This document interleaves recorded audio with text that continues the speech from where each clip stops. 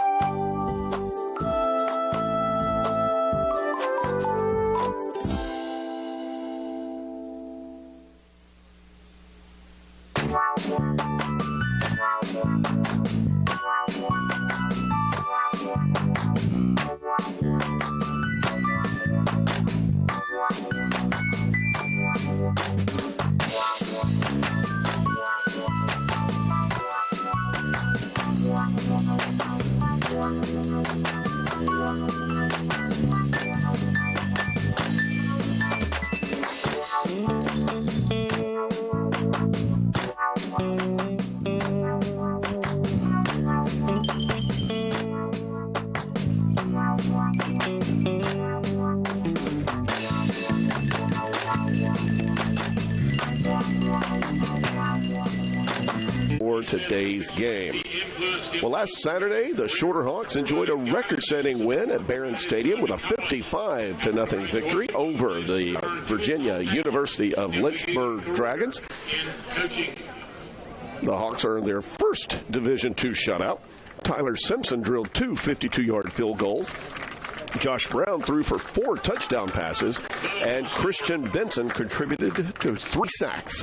It was a glorious afternoon for the blue and white for sure, but the task is a little taller this week with the number 12 ranked West Alabama Tigers visiting Rome for the Hawks Senior Day. Looking at similar opponents, the Tigers have defeated West Florida and shut out Mississippi College and had their game with Valdosta canceled because of the hurricanes. And because of those cancellations, the Gulf South Conference took Shorter's previous opponent for next Saturday, Erskine. That game has been taken away from Shorter and given to West Alabama because it is a conference matchup. Kickoff is on the way. The seniors are being honored here at Barron Stadium. As you hear in the background, the mellifluous voice of John McClellan, longtime PA announcer here at Barron Stadium, introducing the seniors and their families. That's going on now, and then we'll have a little special treat coming up for the coin toss as well. Kickoff is on the way, but first we'll talk with the coach. Zach Morrison will stop by to recap last week's game and preview today's matchup. And as always, in honor of the late, great Dodger announcer Vin Scully, we invite you to pull up a chair, spend the afternoon with us. Shorter football is on the Mountain Coast Network. Our next senior is Trey Thomas. At Georgia Northwestern Technical College, we specialize in hands-on training for high-demand careers. GNTC offers programs of study in aviation, business, health, industrial, and public service at 6 convenient campus locations. With the Hope Career Grant, many of our programs are offered tuition-free. Apply now. Visit us at gntc.edu. Georgia Northwestern Technical College. High-demand careers begin here. When the Shorter Hawks football team hits the road, the Mountain Coast Network broadcast team heads to Automax. Corey Rhodes and his crew have the right vehicle for us to travel across the southeast from the mountains of upstate South Carolina to the Gulf Coast on the Florida Panhandle. Wherever you are headed, Automax has the car, SUV, van, or bus that you need. Call Automax today at 706-291-0600 or visit them online at automaxrental.com/Rome.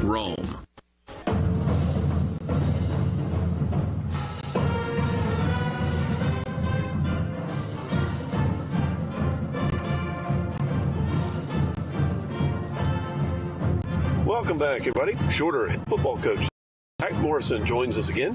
His visit is brought to you by Automax. Wherever you're headed, Automax has the vehicle for you.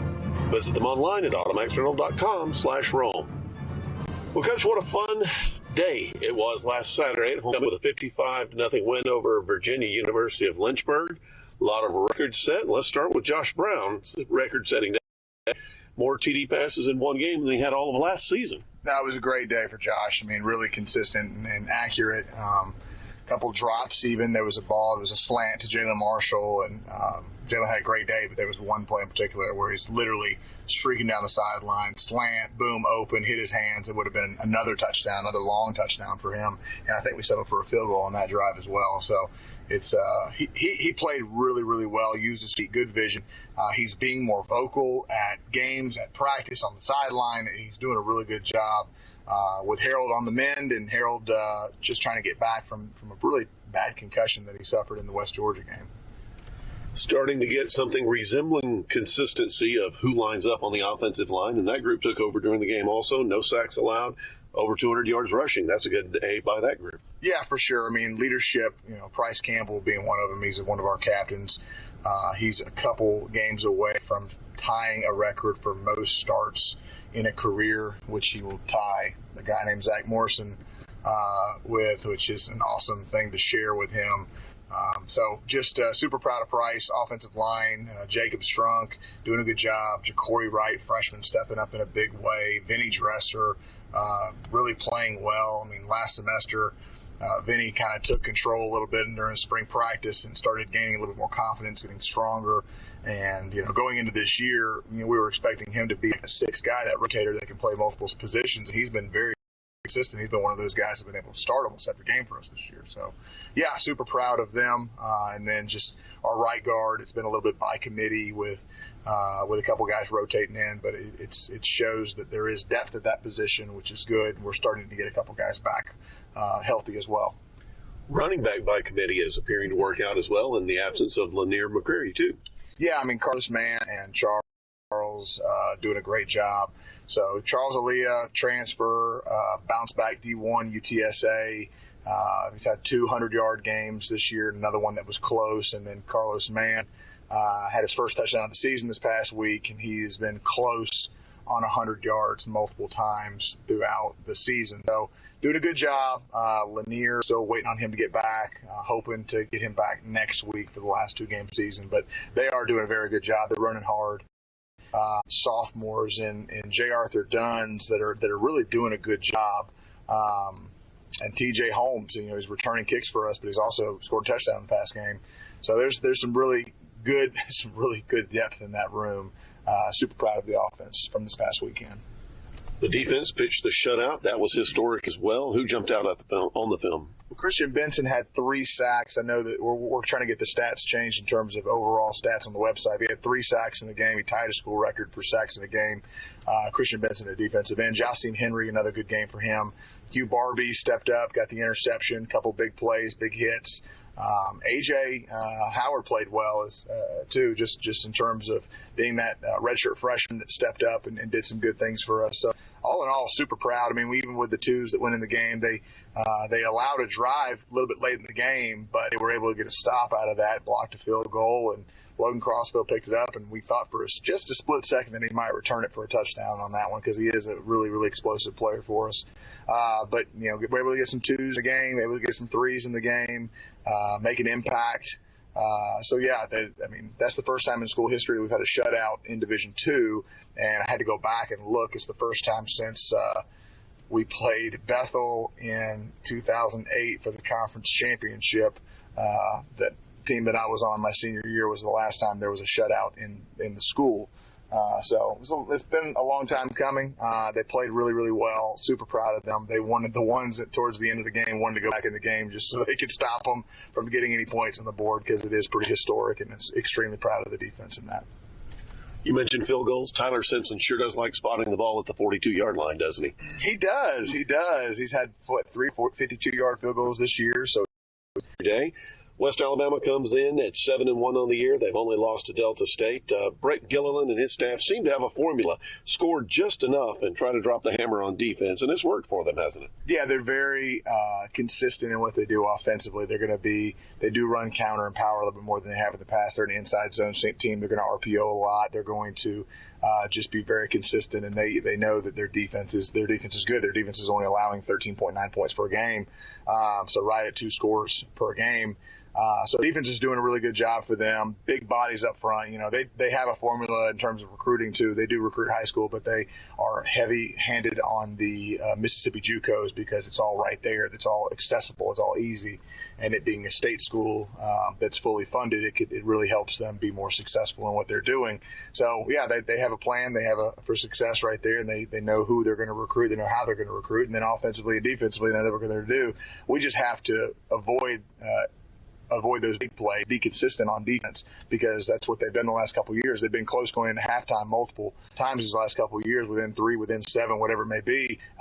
And just they spring a long run because we poke our head in a different hole, and all of a sudden they've got a 60-yard touchdown. Whereas if we just can play shorter football, consistent football, gaps down football on defense, we're going to get some stops, and just getting votes of confidence from some other head coaches in the conference and former conference and upcoming conference that we're in, just going, hey, we've played them this year. Zach, you have a really good shot at beating them if y'all could just be consistent. So that was good. The kids don't know that yet, but that's just good for from head coach to head coach to hear that. So offensively, what they do, I mean, they've been able to throw the football a bit more. Why they've had more success, why they've won more games this year. They have a quarterback that's making good decisions, that puts a good ball out there as well, and they have some playmakers on the perimeter that can really step up and do a big thing for us. So.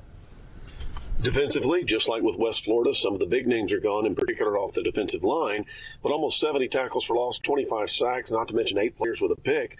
That production is still off the chart, even with new players. It is. I mean, they do a good job in recruiting. They do a good job with the transfers. They do a good job with the JUCO, and yes, they do develop kids as well. They've been able to develop some kids that have stuck around and that are in their 4th, 5th, or 6th year, depending on some of those guys. So. I mean, we've got to be consistent offensively too. We've got to be locked in on our job, and we've been able to, from this past week and previous weeks, we've been able to run the ball fairly well. We have consistency with the offensive line.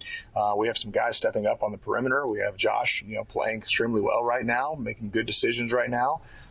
So if we can go out there today and just do our job and our assignment and play team football, I think we'll have a really, really good shot at winning this game today. The last 4 or 5 years, a lot of change, not only in football, in America or whatnot, some unusual times at times. What have these seniors meant to this program now that they're lining up at Barron Stadium for the last time today? Oh man, there's guys that have gone through it with this program. Trey Thomas, there's 15 guys we're honoring today. So Trey Thomas, DB, defensive player, national player of the week last year for week 3 of the season, all conference player for us last year. Just really a guy like him who's from a freshman year on, was really giving everything. Tony Bethea just loves football, loves shorter football, and has really bought in. Price Campbell, another guy. Super proud of this group. Bo Mosteller came in as a long snapper, and he's starting at slot for us.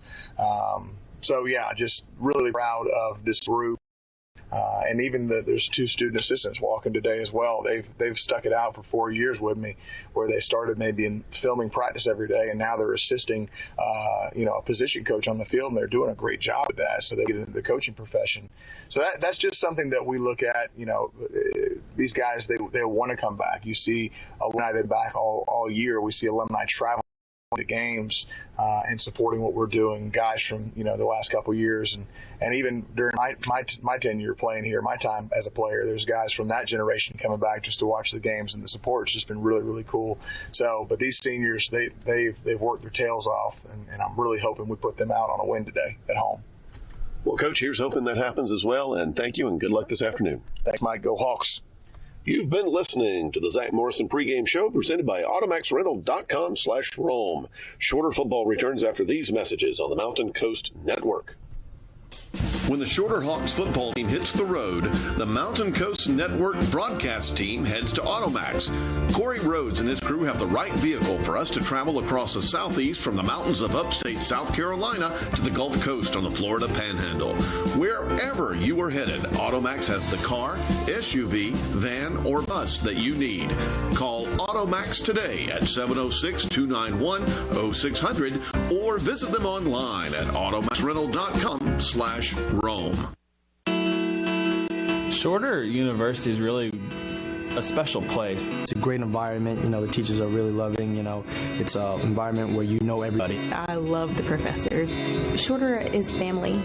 I think sharing our faith together connects us in a way that nothing else can. You just develop such strong bonds here that you won't ever let go.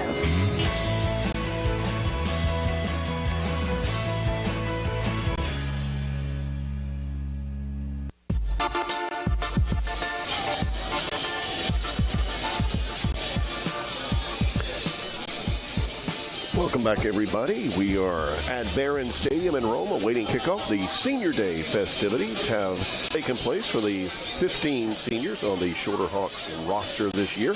And we are about 13 and a half minutes away from kickoff this afternoon. It's time for the Georgia Northwestern Technical College starting lineups and pregame report. GNTC teaches you how. Get trained, get hired, and visit them online at gntc.edu. But before that, let's have our national anthem performed by the Shorter University Marching Band under the direction of Dr. Lauren Denny Wright.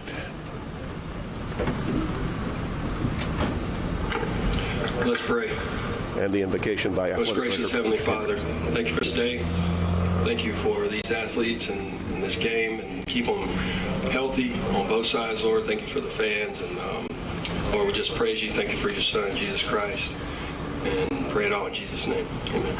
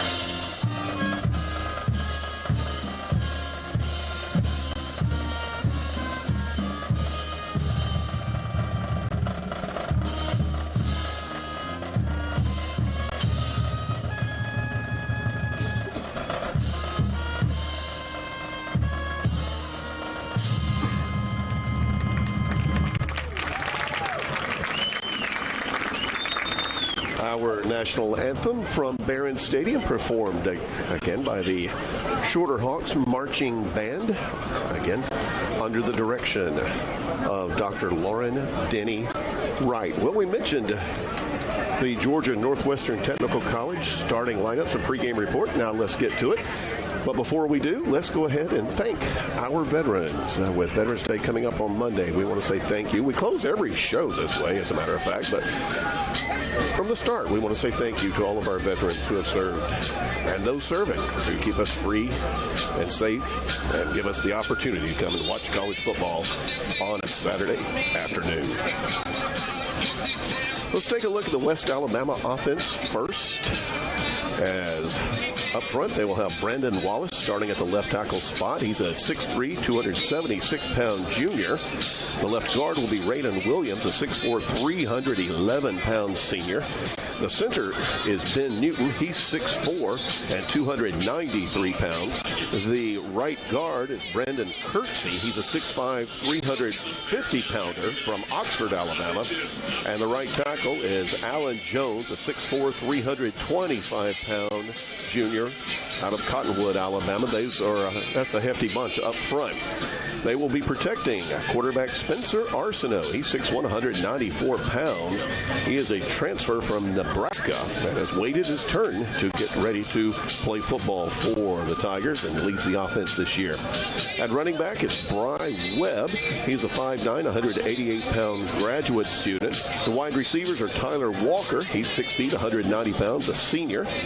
The wide receiver is also Dearius Nelson. He's 6'2", 193 pounds, and a senior. Silas Thompson is the third wide receiver. He's 6'2", 190 pounds, and he's a graduate from nearby Piedmont, Alabama, just across the Alabama state line from Rome. A little south, probably closer to Cedartown, technically. And then at tight end, the veteran Caleb Bass. I've been here 11 years, and I think Caleb Bass has been playing tight end for the Tigers for most of that time. He's a 6'6", 226-pound graduate student. The kicker is Elijah Guyton, 6'1", 185 pounds. He's a redshirt sophomore. The long snapper is Colin Penton. He's 6'1", 232 pounds and a senior. And the punter is Trey Sullivan, 6'8", 232 pounds and a graduate student. On defense, up front, it'll be Austin Cosby at one of the end positions. He's 6'4", 242 pounds and a graduate student. The defensive tackle is Cody Sigler, 6'3", 287 pounds. He is a junior. The nose man is Trevoris Hatcher. He's 5'10", 302 pounds. He's a senior. And the buck end would be Devonta Jackson, 6'2", 260 pounds, and he's a senior. That West Alabama defensive line is a big red and white brick wall. The linebackers, Ishmael Naylor, he's 5'11", 230 pounds. He's a senior and will be the Mike. The will linebacker is Trayvon Stanford, 6'3", 200 pounds, and a graduate student.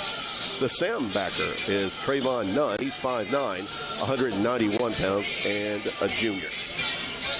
The free safety is Lamar Gray, 6'1", 204 pounds, and a graduate student.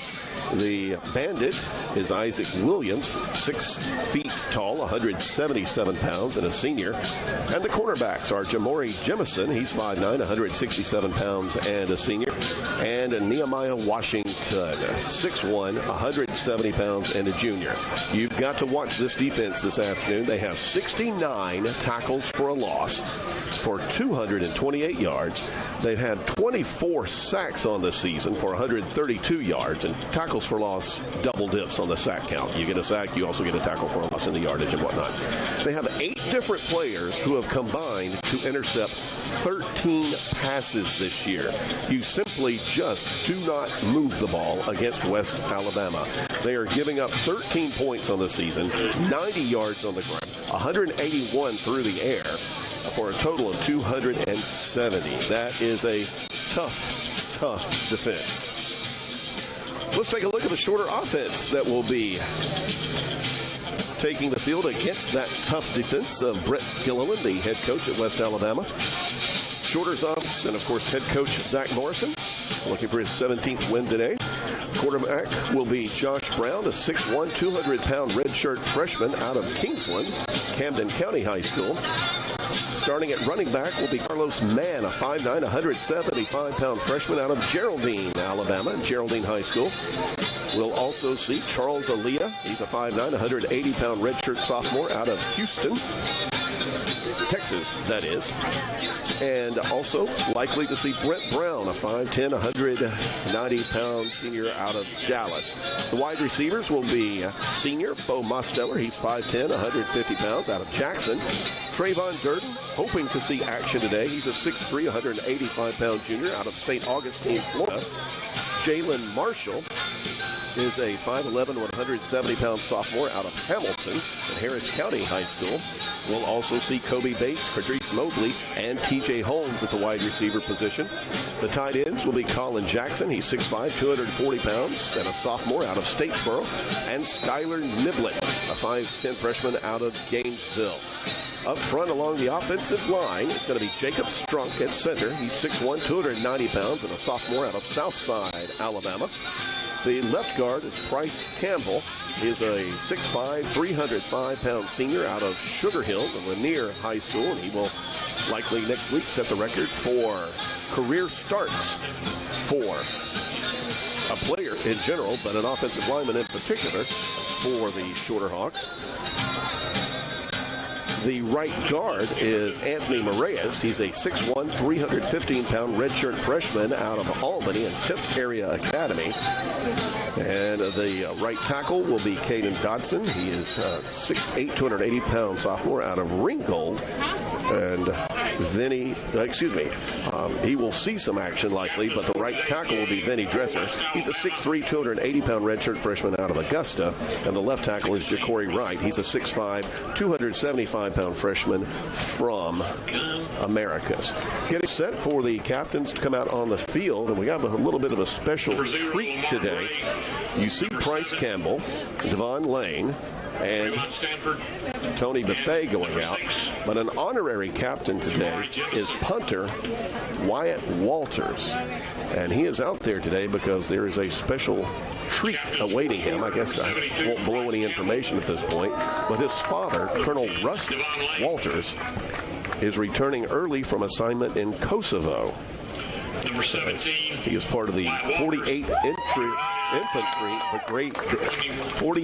Infantry Brigade Combat Team of the Georgia National Guard. And we see him sneaking up toward the sidelines. Wyatt does not know that his dad, Russ Walters, is going to be here today.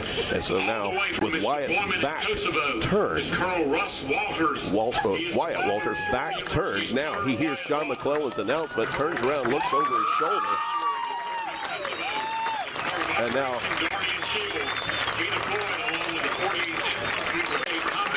takes his helmet off. Turns around and hugs his dad. Most of the crowd standing and applauding. Very nice moment.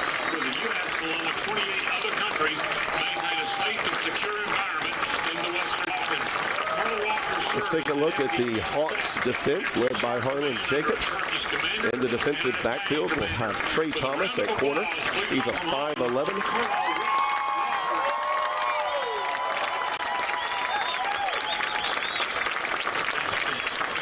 And Kurt Walters will participate in the coin toss.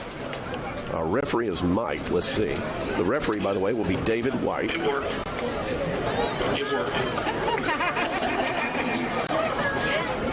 We'll get that to you, then get the rest of the lineup. So Mike was a little inefficient. Wins the toss, and they deferred. So Shorter wins the toss. They defer. And West Alabama will take the football. They will drive left to right here at Barron Stadium. Let's get that Shorter defense for you very quickly. Trey Thomas, a 5'11", 175-pound senior out of Jacksonville, Florida. Also in the defensive backfield, a strong safety, Hugh Barbie III, a 5'11", 180-pound junior out of Woodbury. The safety will be DJ Walker. He's 6 feet tall, 180 pounds. He's a sophomore out of Athens. Also at safety is Trent McCord, a 5'11", 170-pound redshirt freshman out of Griffin. And the other corner will be Tobias Lewis, 5'10", 175-pound sophomore from Tyrone. The linebackers, Kobe Butts, he's 6 feet tall, 215 pounds, a junior out of Macon. And senior Devon Lane, a 5'11", 205-pounder out of Valdosta. Up front, Christian Benson, what a week he had, 3 sacks against Virginia University of Lynchburg. He's a 6'1", 235-pound junior out of Covington. The other end will be Jasim Henry. He's 6'2", 235 pounds. He's a junior out of Brooklyn, New York. And up front, KB Bonds back in for Spurrier again this week. Bonds is 6'2", 315-pound sophomore out of Lexington. And Tony Bethea will be the nose man. He is a 6-foot-tall, 305-pound redshirt senior from Waycross. The specialist for Shorter, Jackson Bulls, 6', 200-pound senior out of Chickamauga. Wyatt Walters, the honorary captain. He is a 6'1", 160-pound sophomore out of Barnesville. And Tyler Simpson will handle the kicking duties. He's a 6'1", 205-pound sophomore out of Cumming. And we'll see him up quickly. Our weather forecast, it's a nice November day, albeit a bit muggy. 72 degrees, overcast skies. The humidity is 66%, and the wind is barely stirring the flag at the northeast corner of Barron Stadium. Glad to have you along with us. Those of you who are joining us on the YouTube feed, your producer is Kylie Lee, and your camera operator is Sebastian Troya. And we welcome those of you in West Alabama joining us for the ball game today. Tyler Simpson set to kick it off. The Hawks are wearing black jerseys with blue numbers and metallic silver trim around them with white pants and the familiar white helmets. Kickoff is underway. The ball will settle down to the goal line and will be returned by West Alabama. Houston Johnson, or Darius Nelson, I believe it is. Nelson will come to the near side. He will be taken out of bounds near the 22 by the Hawks. It was, in fact, Nelson. He averages 22 yards per return and has a long of 43. He'll be right at 20 yards on that return for West Alabama. Our officials today, we mentioned referee David White.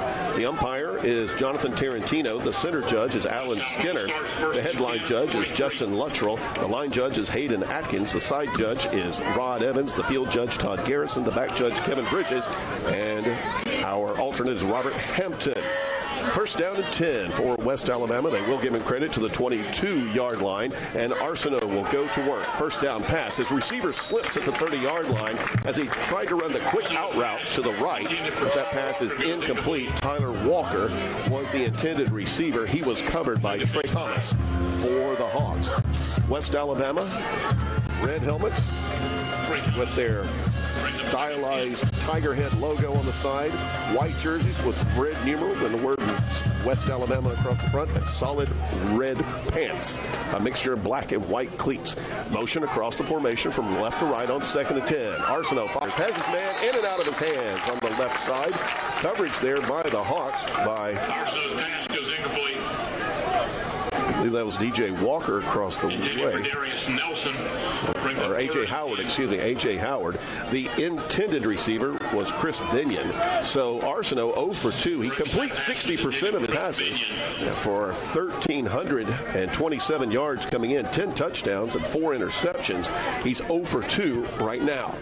Third down now, West Alabama on the season, 41% on third down. Passes thrown, it is away and complete on the hashes near the 35-yard line is where the play will end.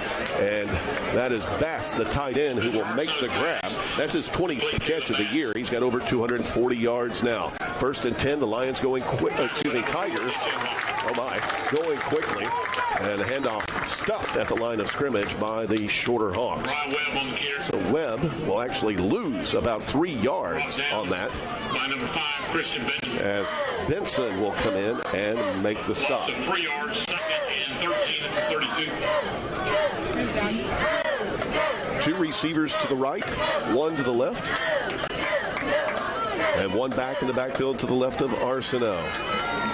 Shorter, two safeties deep, 4 on the line. He'll bring pressure, screen pass thrown to the near side. It is complete, hit at the 35-yard line and taken down, though, as making the grab was Silas Thompson. He got back to the original line of scrimmage, but he was stuffed quickly as Howard gets in on the tackle for Shorter. It'll be a gain, well, they'll say, about 4 yards, so 3rd and 9 upcoming. Again, before that completion on, or conversion, I should say, on third down, the Tigers were 41% on the year. Two receivers in tight to the left, one tight to the right. Arsenault dumps it off, has a man underneath, complete, forward across the midfield stripe and into Shorter territory, down to the 46 for the first down. That was going to be about a 16-yard completion, 20-yard completion, as Tyler Walker, the Chattanooga transfer, was left underneath. Quick pass throw, read quickly and accurately by the Hawks. The pass is complete, but it's going to be a loss of 4 yards back to the 47-yard line. Jumping the route across the way as Binion made the grab. That's A.J. Howard again. He's been in on practically every tackle so far. He'll get the tackle for a loss there. And now it is second down and 13 to go. The line to gain would be the shorter 34-yard line. Handoff to the left side, breaking out near the boundary, eluding a tackle across the 40 on the boundary to the 35-yard line. Goes Bry Webb, a graduate student out of Dothan. He's forced out of bounds after a pickup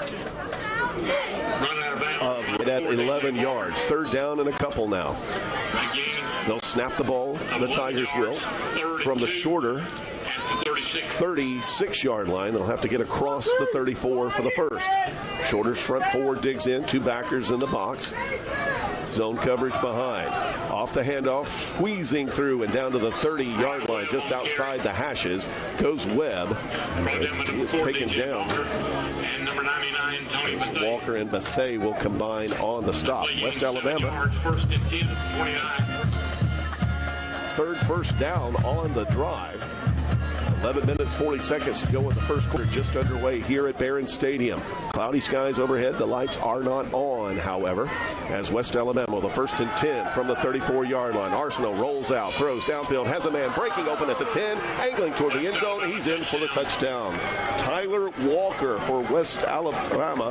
That is his 4th touchdown catch of the season. For Arsenal, that is touchdown pass number 11, and West Alabama leads it 6-0 with 11:24 remaining. And that was, a 34-yard catch and run. Our stat page is not keeping up right now, as Colin Penton will come in to snap. The holder is Trey Sullivan, the punter. Snaps a little low. It's fielded. The spot is down and good. And the kick by Elijah Guyton is up and good. So 10 plays, 77 yards. And the West Alabama Tigers, number 12 in the nation, 7-1 on the year. They lead the Shorter Hawks 7-0. Back in a moment. Shorter footballs on the Mountain Coast Network. Elijah Guyton was good with 11:24 remaining in the first quarter. West Alabama 7, Shorter nothing. At Georgia Northwestern Technical College, we specialize in hands-on training for high-demand careers. GNTC offers programs of study in aviation, business, health, industrial, and public service at 6 convenient campus locations. With the Hope Career Grant, many of our programs are offered tuition-free. Apply now. Visit us at gntc.edu. Georgia Northwestern Technical College. High-demand careers begin here.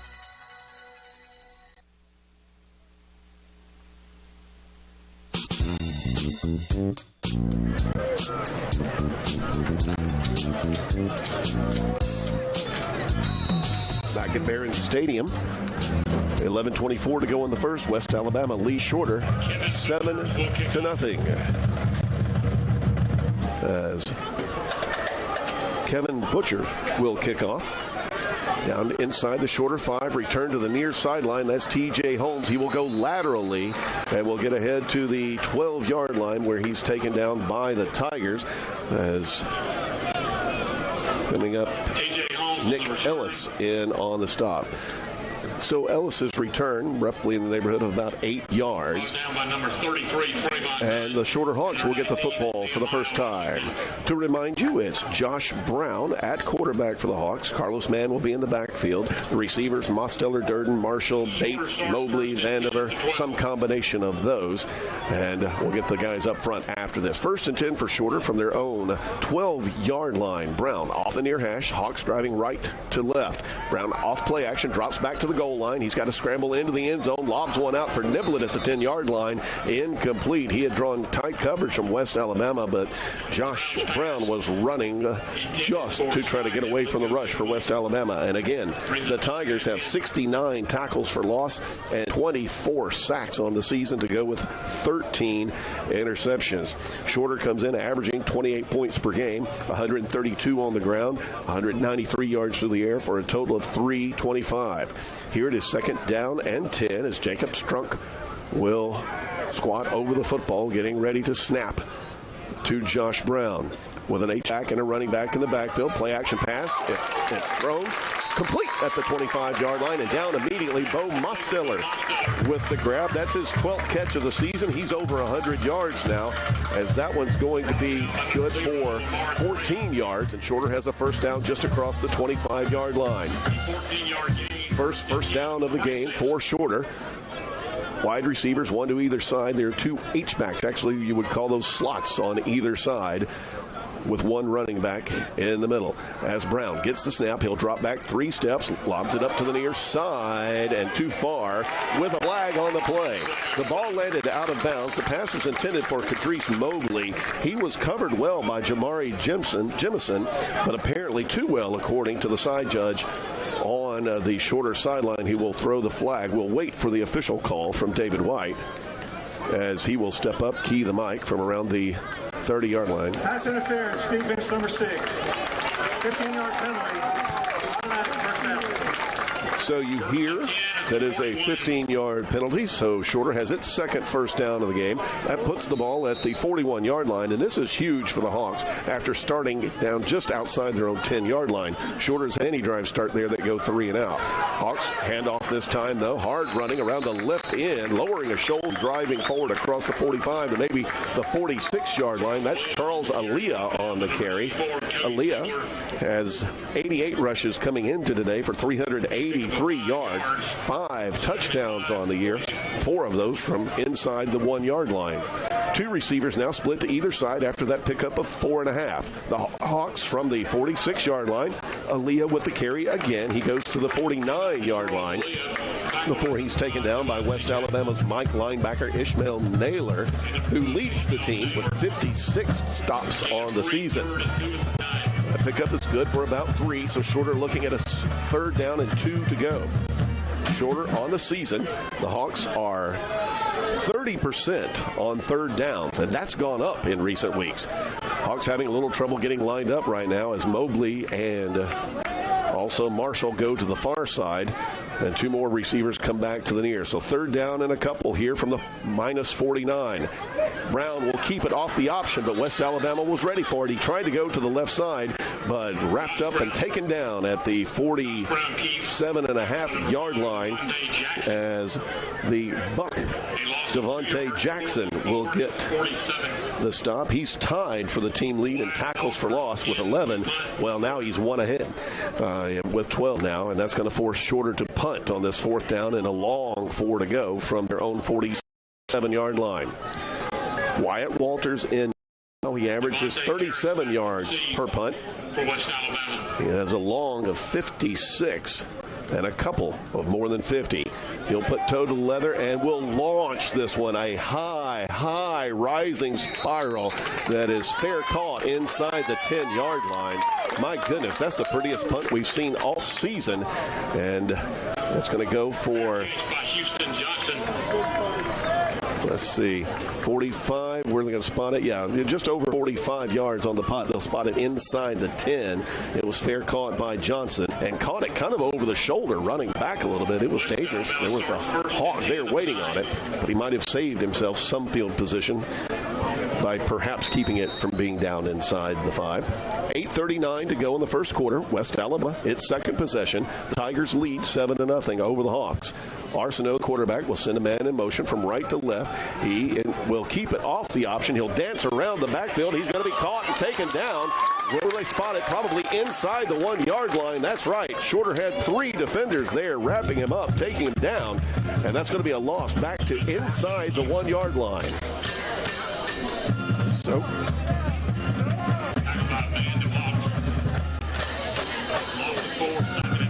loss of 4 on the play. And Shorter has West Alabama line back up against it. I don't know why it's that twice today now. Handoff on 2nd down and 14 to go. They'll get out across the 10-yard line, will the Tigers. Just barely. The officials spot it right across the 10-yard line. So that's a 10-yard run that's going to get it back to a 3rd down and a 9 to go. So 7:40 to go in the first quarter. West Alabama leads it 7-0, and it's 3rd down and 8 to go. Handoff right side, taken down, back of the 5-yard line. Shorter races through the defensive front. And for the Hawks, that is Kobe Butts, who had 27 tackles coming into today and 3.5 tackles for loss. He gets in there and will make the stop. A loss of about 4 on the play. So West Alabama will go 3 out on their second possession. And they'll punt it away from the 7.5, almost the 8-yard line. Colin Penton, the snapper. The punter is Trey Sullivan. He will get this one away. He is rolling around. I'm sorry, I was looking about 3 different places at once. He got the punt away. He was rolling around in the end zone there. I thought I saw a flag fly, but I do not see it on the field now. And the punt is out of bounds near the West Alabama 36-yard line. So Shorter will get good field position after the defense forces a 3-and-out and a punt from the back of the end zone. As I try to get this recap, got caught looking at my stat page there for a second instead. 6:46 to go. Shorter down 7-0, but with a golden opportunity here in the first quarter with its second possession from the 36-yard line on the right hash. Handoff goes to Aaliyah. He will break free. He's across the 20-yard line, cuts inside of the 10, tripped up there. He will go somewhere near 9, so a big first down run for Shorter. And the Hawks are inside the 10-yard line.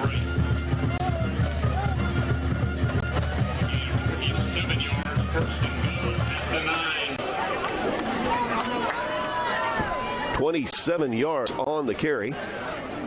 You Shorter folks know I'm not great with the math, and our stat page is not operating today. My apologies to the West Alabama folks here. First down and goal to go from the 9. Again, it's Aaliyah. He will get forward to the 4-yard line where he's sandwiched by a couple of Tiger defenders. And Shorter now looking at a second down and goal to go from inside the 5. Go from the 5 as Brown brings the Hawks to the line of scrimmage. 2 receivers split wide to the left, tight end on the right. Now Mosteller will leave the backfield and line up as a wide receiver to the right side. An empty set now. More shuffling up front with the wide receivers. Now Brown with a lineman being pushed back in his face. He will scramble. He will break a tackle at the 5. He's into the end zone. Touchdown Shorter. Josh Brown had an offensive lineman driven right back into his face. He got out of that mess, raced through the line of scrimmage, ran through an arm tackle with a Tiger defender grabbing his jersey, accelerated into the end zone down the left hashes, and Shorter is an extra point away from tying this one at 7. 4:46 to go in the first quarter.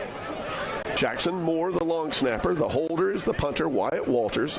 And then the kicker is Tyler Simpson. Snaps down, spots down. The kick is up, and it is blocked.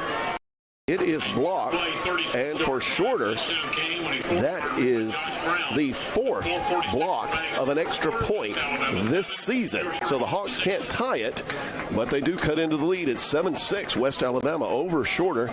4:46 to go in the first. We'll break away. Shorter football's on the Mountain Coast Network.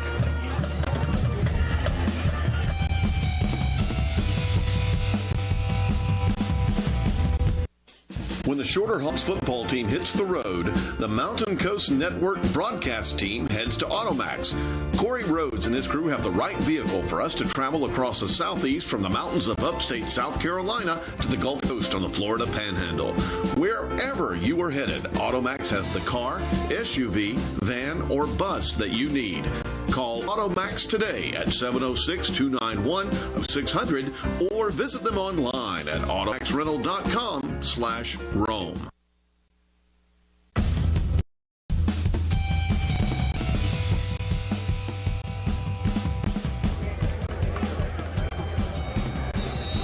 Well, that may be a first. Played the return music going into the commercial.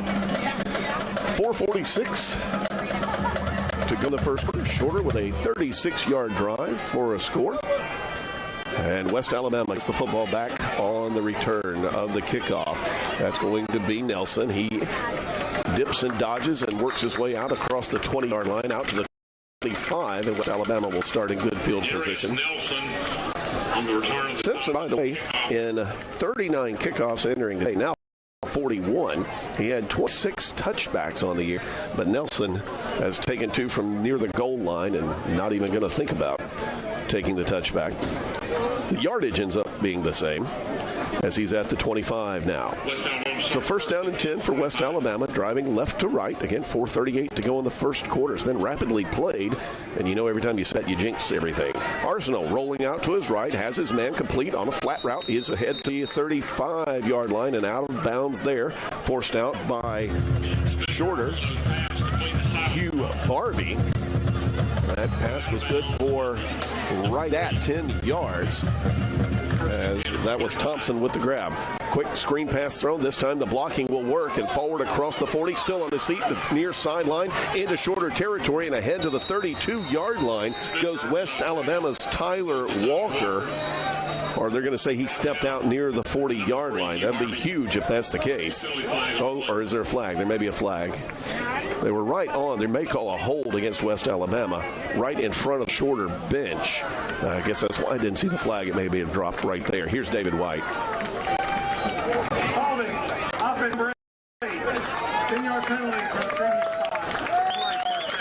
So Silas Thompson's hold will erase almost a 35-yard gain, and in fact back the Tigers up to the 25-yard line. So first down, 20 to go. The line to gain is Tiger 45. Short with some movement up front. Benson trying to get a quick jump. Everybody points at him, but no flag is thrown. Shorter will shift the front to the left, as now on the handoff into the middle of the line. That's Webb. He's wrapped up immediately by the Hawks. Pick up 1 yard, but just about all 4 of the guys up front got a stop on that. KB Bonds will be credited with the tackle. And now it's second down, and, well, they'll give him almost 2 on it, so it's set down and 18 to go. 35 remaining in the first quarter. West Alabama leads Shorter 7-6.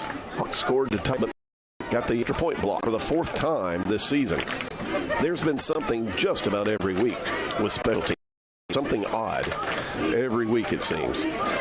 2 receivers to the left off the toss sweep pitch as Webb has a full head of steam. He will cross the 30-yard line on the numbers up to 35. That gets him back to the original line of scrimmage. So an 8-yard gain there, and third down and 10 to go. West Alabama converted all of their opportunities. I believe there was 3 on that opening drive. They went 3 and out on their second. They have 1 third down conversion on this drive. Line to gain is the 45-yard line. Arsenault drops straight back. The ball is batted down by the Hawks. That's they who will knock that one down to the turf. And Shorter's defense will hold. Actually, that was Isaiah Blake, the sophomore out of Newark, Delaware, who will knock that one down. And West Alabama will have to punt, as Sullivan averages 40 yards per kick. The first one was short. This one is away. No pressure. A tail-dragging spiral. It hits at the shorter 38-yard line and will bounce on angle toward the West Alabama sideline. And the Hawks will get the football at their own 34. 2:35 remaining in the first quarter. 7-6 is our score, with the number 12 Tigers coming in at 7-1 overall and 4-1 in the Gulf South Conference. And the Shorter Hawks 3-4 overall and an independent this year before moving to Conference Carolinas next season. Hawks with the football now, first down and 10. They're right to left. 2 receivers to the right. And Niblett will be the tight end, actually more of an inch back on the ride. 1 receiver way across on the West Alabama boundary. Now everybody will shift. Well, those 2 on the right will. And now first and 10, West Alabama, 4 down linemen, 3 backers, handoff into the middle of the line, a nice push, and a pick tipped into the air, and then caught. Tipped and caught by the Hawks at the 45-yard line. That's enough for a first down. 9 yards off the deflection. I didn't see which West Alabama linebacker got a hand on the ball, but off the deflection, Bates dives, makes the grab. That's good for 9, and a first down for the Hawks at their own 45. Right between the hashes as the sun is breaking through the clouds here in Rome for the first time today. Brown fives to the drop. He will dump it across the middle through the hands of Bo Mosteller. Mosteller was dragging across the field. He had coverage by Kyrie G, but the ball right through the mitts. And Josh Brown has an arm. Most of his passes, now I mentioned a couple of times that he floated the ball on passes earlier in the game. That was to draw contrast, because most of the time, if it's a short pass, it's coming in hot from Josh Brown. Live arm for sure. So now the Hawks with a second down and 10. 4-3 look, cover 2 for West Alabama as play action pass. It's thrown and completed to the 45-yard line in plus territory. Bates again. He'll put a couple of moves on and get down to the 42 and pick up the first down. That one's good for 12, maybe 13 yards. And Shorter with another first down. Jackson off the field this time, the tight end. Shorter will go with Niblett at tight end and 3 receivers. 1 running back, that's Aaliyah, who will line up to the right of Josh Brown. 3 receivers right. The ball is in the center of the field, so they are into the boundary with the tight end on the left. Now, motion to the near side. That's Mobley as Brown drops back 5 steps. He's going to be forced to scramble to the right side. He can run. West Alabama's in man coverage. The defender takes off and runs away from him and then hit and taken out of bounds off that long scramble and run. We'll see where they spot it on the West Alabama sidelines. I think it's going to be a good run of about 12 yards for West Alabama. The Hawks have a receiver who was injured, went down on the play, and now is trying to get off the field. That is Bates. West Alabama collapsed the pocket on Josh Brown. He had to roll out to his right side. He looked downfield and took off. It was kind of a mute because apparently one of the Tiger defenders was in man, so he turned and followed his receiver going down the field on a scramble drill, and basically it looked like Josh was chasing him down the sidelines. Our stat page is back up. They had moved the change. It's going to be second down and a couple, though. He did not get as far as I thought. I thought maybe the 31-yard line, but he was short of that. And that'll bring a rapidly played first quarter to an end. The Hawks are moving the football. That run is going to be close to a first down. We'll see where they spot it when we come back from the second quarter. And, hey, the stat page is back up and running, too. 7-6, Shorter leading trailing West Alabama, but Shorter driving with the football. And even Coach Morrison and crew standing out on the field, they're wondering what the spot is on the play. Was there a flag? And now the referee looks back and says, we got it. And so everybody will change into the field. We'll take a quick break here. Shorter Hawks football is on the Mountain Coast Network.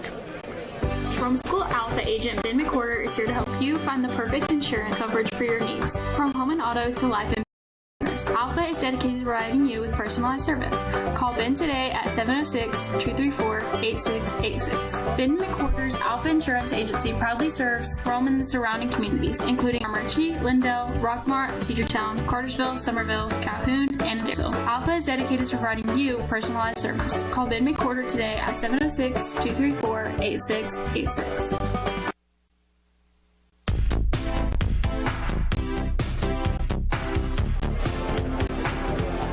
Welcome back to Barron Stadium as we get ready to start the second quarter of action. As the stat page is back up, let me give you a quick rundown of that.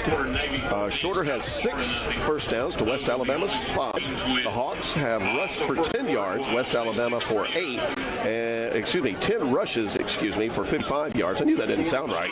West Alabama 8 for 23. And Shorter has completed 3 of 5 passes for 35 yards. West Alabama 6 of 9 for 72, and most of that was on the opening drive. Off first and 10 from the 34-yard line, zone read, and Brown comes around the corner to the right side. West Alabama will stretch it all the way out to the Shorter sideline, and he'll go out of bounds at the 28-yard line as Trayvon Sanford and Uriah Ratliff were out on the boundary to force the short quarterback out of bounds.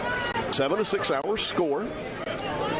14-36. West Alabama scored on its opening drive. Shorter answered on its second after the fence backed up West Alabama to the goal line and forced a short punt. Snap on a second down and 5 is at the knees, but Brown will get it, gets the handoff. He will give it to Leah, goes around right in, and then he is more or less body slammed on the Shorter sideline, and a flag comes in. There is some jawing going on. One of the West Alabama defenders had Brown wrapped up, picked him up, and slammed him to the turf right in front of the Shorter side. Some of more players having some words. Cody Sigler was saying something to the Shorter sidelines. Trayvon Stanford on the previous play was having a discussion with the referee, and that will continue. Here we go. Defense number 5.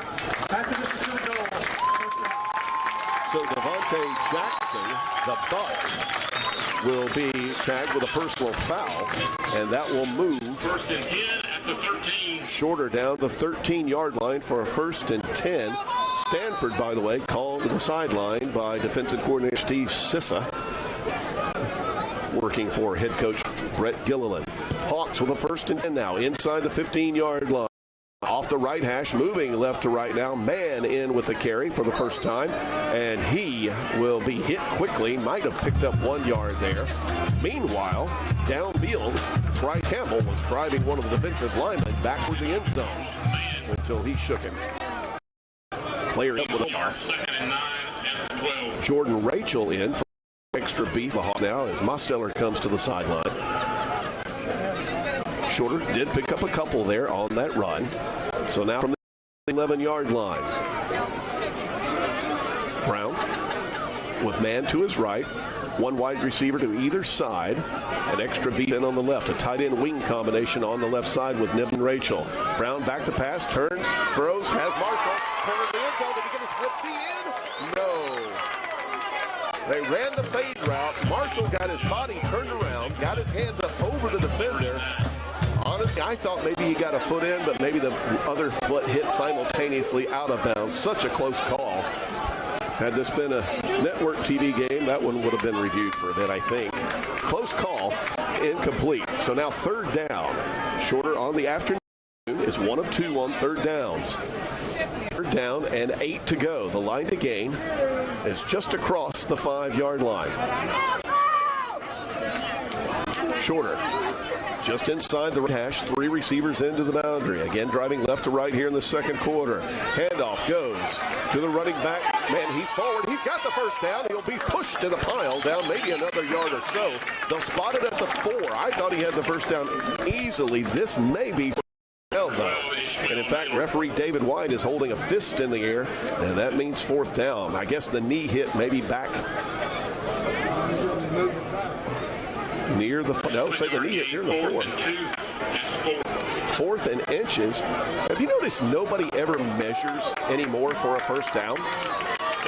Now Hawks will bring everybody in. Here comes the push, whatever you want to call it, with Brown forward. It looked like a fish surge got it. All the officials in the stadium wearing blue and white are saying it's a 1st down, but everybody else is going to unpile. Brown took the snap from under center, got a push from behind. It was a pretty good surge by the Shorter offensive front. Well, we'll see. West Alabama sending in more defenders, so apparently the Tigers think they got it. And we're just waiting. Timeout for a measurement. And here we go. We may actually get a measurement. This may be one of the first times they've brought the chains out all year, at least that I remember. 7-6. West Alabama leading Shorter. As they'll bring the chains out. Shorter had to get the ball across the 5. From our angle, it's hard to tell how close to the 4 they had to get. They will stretch the chain out, and it's going to be a 1st down for the Tigers. They'll say Shorter did not get it. As Brown started his surge forward, he got redirected and angled off toward the right, and so I guess that way gave up some ground. Coach Morrison not happy with the spot, nor anybody on the Shorter side, of course, but Coach Morrison in the ear of the referee, or the head linesman, I should say. Now he will retreat. So Shorter's promising drive, looking to take the lead. That drive is stopped inside the 5-yard line. The plus side, if you're a Hawk fan, is that West Alabama is backed up again as they were a couple of drives ago. So 1st down, 96 for the Tigers. Arsenault will stand with his feet in the end zone to take the shotgun snap. Shorter with 7 in the box. Off play action pass. They'll go deep down the near sideline. The pass overthrown just barely. The intended target was Tyler Walker. He had a Shorter defender running stride for stride with him. That was A.J. Howard, who's a heck of a game. He's been involved in just about everything so far. 12:26 to go into the half. And Shorter down a point. West Alabama, 2nd and 10. Arsenault didn't overthrow that one by much, but Walker didn't have a chance to catch up with it, and he was well guarded. Arsenault claps hands, takes the handoff. Right side the run will go. Presumably that's Bry Webb. He will lower his head and get out to the 10-yard line and just across it. So a pickup of around 5 yards on that. That leaves West Alabama with a third down, and we'll call it a long 4 to go. They have to get the ball to the 15. 3 of 5 on third downs. On the season, coming in, they were 41%. So the shorter defense, 6 in the box this time. Looks like zone coverage on the back end. Arsenault with time. Time runs out, though. He will scramble into the end zone, throws, has a man at the 10. He will turn, try to get upfield, and will not make it. Taken down near the 13-yard line. Complete to Robert Ellis. Robert Ellis, the tight end, but he got the grab, could not get turned around and head across the first down line. They needed 4. They got 2.5, maybe 3. And so we will see Trey Sullivan in to punt again. 2 punts. He averaged 30 yards, had the one bad one out of the back of the end zone earlier. He will put this one in the air from about the 3. This is an end-over-end kick. It will be fielded by Thomas and taken down immediately. But Shorter will have the football on their own side of the field at the 49-yard line. So 1st and 10 for the Hawks as Thomas and a couple of the Tigers have a bit of an extended conversation out on the field. Taken down by Trayvon Stanford. Ray Newman. You hear John McClellan tell you that Sanders and Newman combined on the stop. 11:01 to go in the second quarter. A nice buzz through the crowd. And it's a good crowd for Shorter. Lots of folks in blue today. West Alabama brought a nice crowd from across the well. They're a little more than an hour past Tuscaloosa by 2059 as you head toward Mississippi. 4 hours and change from here. Handoff, 1st and 10. Oh, that's not going anywhere. Maybe back to the line of scrimmage, and that's going to be it as they eventually spotted the football and the 50 and got the carry, twisted and turned, and got back to the line of scrimmage, and that was it. Now Aaliyah back in. Jackson will come out at tight end. Mosteller will go in at wide receiver. So 3 receivers to the left side, 4 Shorter, and 1 to the right.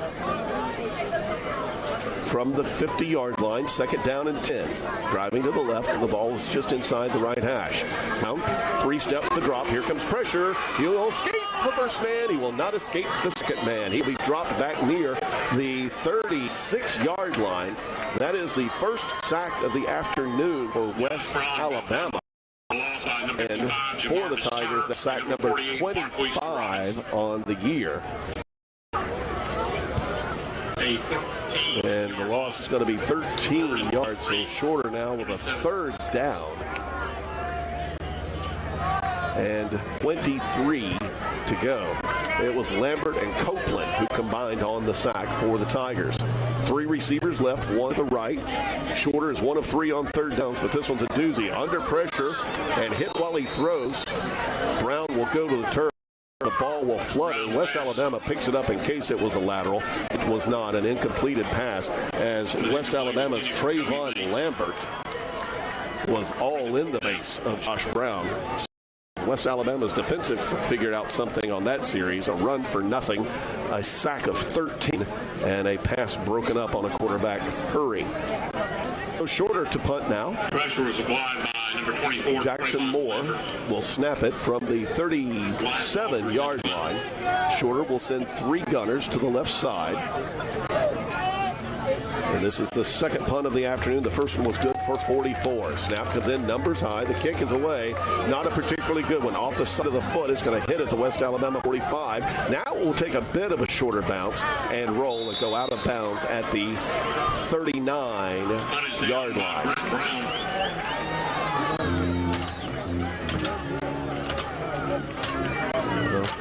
About 25 yards on the punt. For 4 officially. So the Tigers get the ball back. They lead it by 1, 7-6, with 9:29 to go. West Alabama comes in averaging 27 points per game, but giving up only 13. 2 receivers and an H-back to the left side. Now that H-man will go wider. That's Bass. He'll get the play fake. Looking downfield, nobody open, and now Arsenault will have to keep it himself. He will run up the hashes across the 45 and slide near the first down marker. He went down at the 47-yard line. So an 8-yard scramble for Arsenault, who has run now 38 times for 208 yards. Flags fly. It's going to be a false start call against West Alabama. Offense, 71, 5-yard penalty. And you hear David White announce the penalty. After the penalty, 2nd and 7, 42.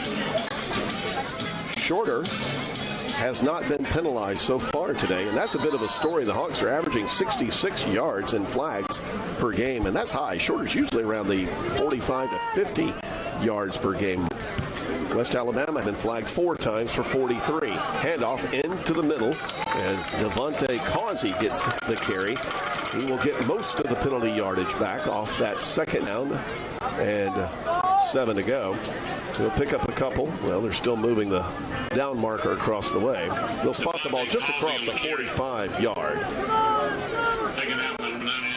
So give him 4 yards. Bethea with the stop, and it's 3rd down and 4 to go. The line to gain is the Tiger 45. From the left hash, West Alabama driving right to left. For those of you listening in on your portable speaker device. High snap, pull down, pass is thrown. It's complete, coming back for the football at the 45-yard line on the shorter side of the field. Johnson will make the grab, and they'll say he actually came back to the 47 where he made the catch. So West Alabama will convert on that 3rd down opportunity, avoids the 4th, and now got a 1st and 10 in enemy territory.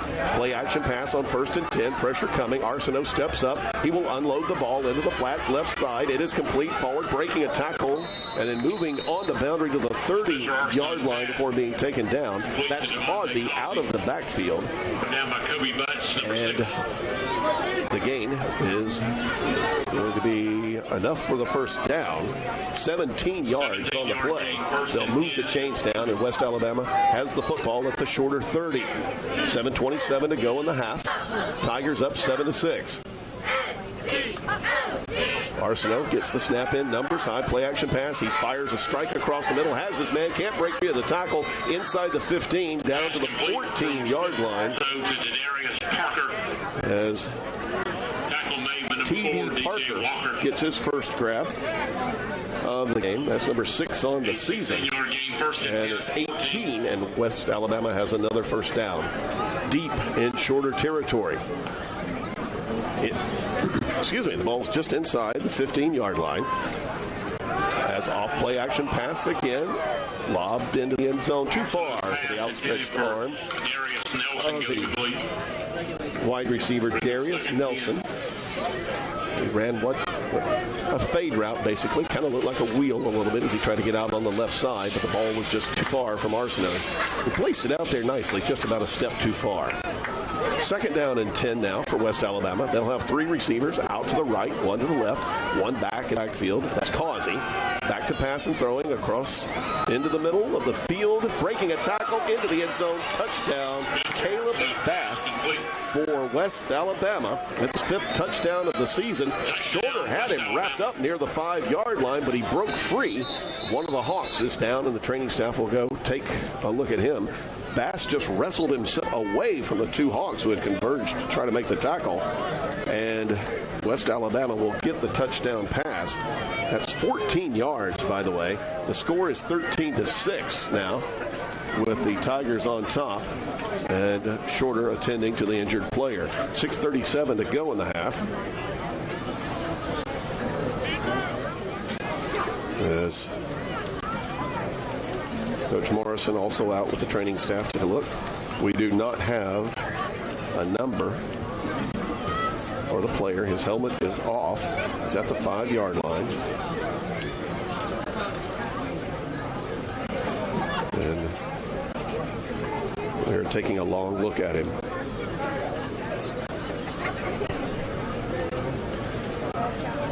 So Arsenault hit pass for 14 yards. The injured player for Shorter, we cannot make out the number at this point, is on the ground about where the attempt at the tackle was made. And again, the training staff taking a long look at the player who's stretched out on his back on the hashes around the 5-yard line. Well, we have an opportunity. Let's just take a break here. Whoop, wait a minute. There was some movement, I thought. Well, the player is sitting up now, so you would take that as a positive. I say that because there had not been much movement. And now the player is up on his feet. You hear the applause from the crowd. And that will be Kobe Butts, the linebacker who was injured, the junior out of Macon.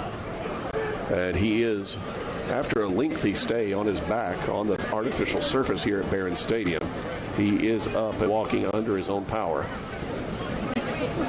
back toward the sidelines. So that will get us to the PAT try momentarily. Colin Penton, the long snapper. The holder is Trey Sullivan. And the kicker is Elijah Guyton, who is 23 of 25 on the season on PATs. And we'll wait to try. The crowd noticeably quiet now after the kick is up. It had a little bit of a, looked like a bit of a hook on it, but it is good. So that drive is 7 plays, is 61 yards. It culminates with a 14-yard Arsenault to Bass pass, and then the PAT is by Guyton. 14-6, West Alabama on top. 6:37 to go in the first half. Shorter football is on the Mountain Coast Network. Trucked Up on the Armurchie Connector is your premier destination for all truck accessories in Rome and the surrounding areas. Trucked Up is dedicated to enhancing your truck's functionality and style with a wide range of offerings from truck bed liners to portable outdoor buildings, gooseneck trailer hitches to wheels and tires.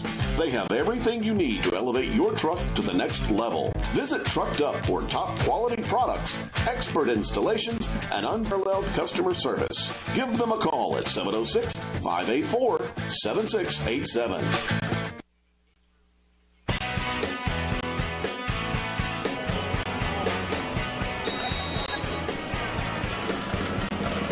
Kevin Butchers to kick off for the Tigers.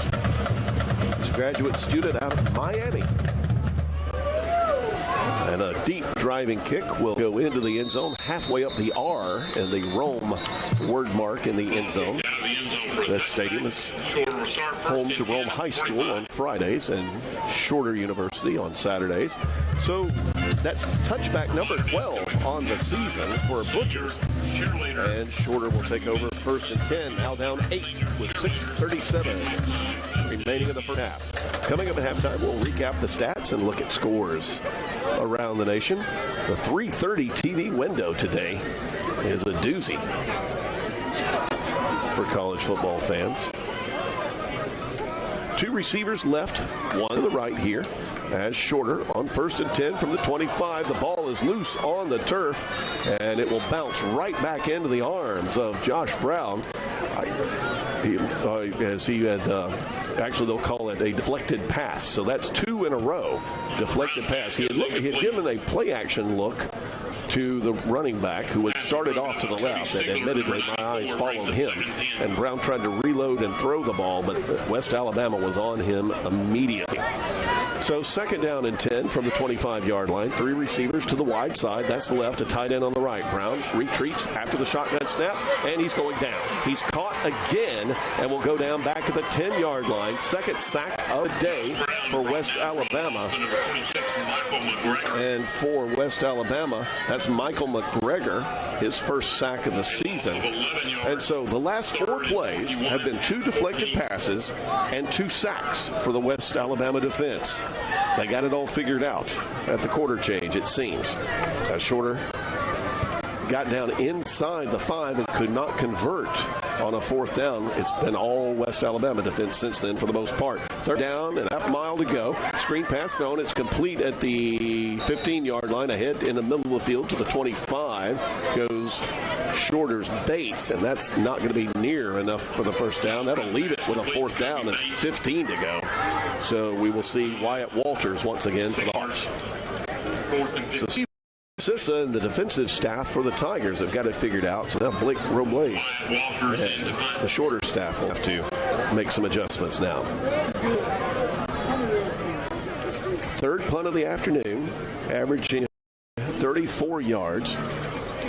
Walters had a 44-yarder and a 24-yarder earlier. Wobbly snap, his face mask high. This kick is a better one. A nice wobbly spiral. It won't turn over. It comes down at the 40-yard line. The return man has it. He's wrapped up and going down there. That was Houston Johnson. First man hit it and fell to the side. The second man got him by the jersey and held on till help arrived. And there is a flag for some extra pushing and shoving, I believe, out at the 47-yard line on Shorter's side of the field. Kick, holding, number 29 of the return team. 10 yards from the end of the kick. First down, West Alabama. Jaden Taylor guilty of the hold, so that will back up West Alabama 10 more yards to the 30. After the penalty, West Alabama starts first and 10 at the 30. 45-yard on the punt, and it's first and 10 West Alabama from the 30. Shorter still does not have a penalty this afternoon. That will be the 5th for the Tigers for 53 yards. And West Alabama came in averaging 66 yards per game, just like Hawks do. Arsenault back out. Bry Webb back in at running back for the Tigers. Off the left hash, first and 10 from the 30-yard line. Arsenault claps his hands. Play action pass back to the sideline on the back shoulder fade. Can't get there. Incomplete as he was looking once again for, this time, Chris Binion. And he was guarded on the near side. Chris Binion broken up by number 1. And that was Trey Thomas on coverage on the near side. Shorter will flip-flop its corners from time to time. So it took a second to get the number. They'll line up against each other again, Binion and Thomas will, for the second down and 10 play from the 30-yard line. Arsenault will hand off to his running back, who's stacked up behind the line of scrimmage. Lane and company there on the stop. It was KB Bonds who got there first. Is there anybody who's made more of an opportunity than KB Bonds has over the last couple of weeks? Well, you can make a case for Maddox Dixon earlier in this year when Kobe Butts was hurt, and then later when Devon Lane was hurt. Maddox Jackson's still third on the team in tackles with 27. Actually tied for second with Butts. So third down and 11 now. The Tigers are 4 of 7 this afternoon. Shorter with a 4-man rush. They'll run the pitch to the right side with some blocking, but not enough. Out to 35, undercut by the Shorter Hawks over there. It'll be a gain of 5. It'll be a punting opportunity. Barbie with the stop for Shorter. The Mississippi College transfer. He was from Woodbury, Georgia, with a stop. The gain was good for 4 yards. And West Alabama to punt. Sullivan averaging 31 this afternoon. Here's a nice one. It's a spiral. It doesn't turn over. It comes down and is fair caught by Thomas at the 25-yard line. So Shorter gets the football back after forcing a 3-and-out. Harlan Jacobs and his staff have done the job adjusting on that series. 3:33 to go in the first half. 14-6.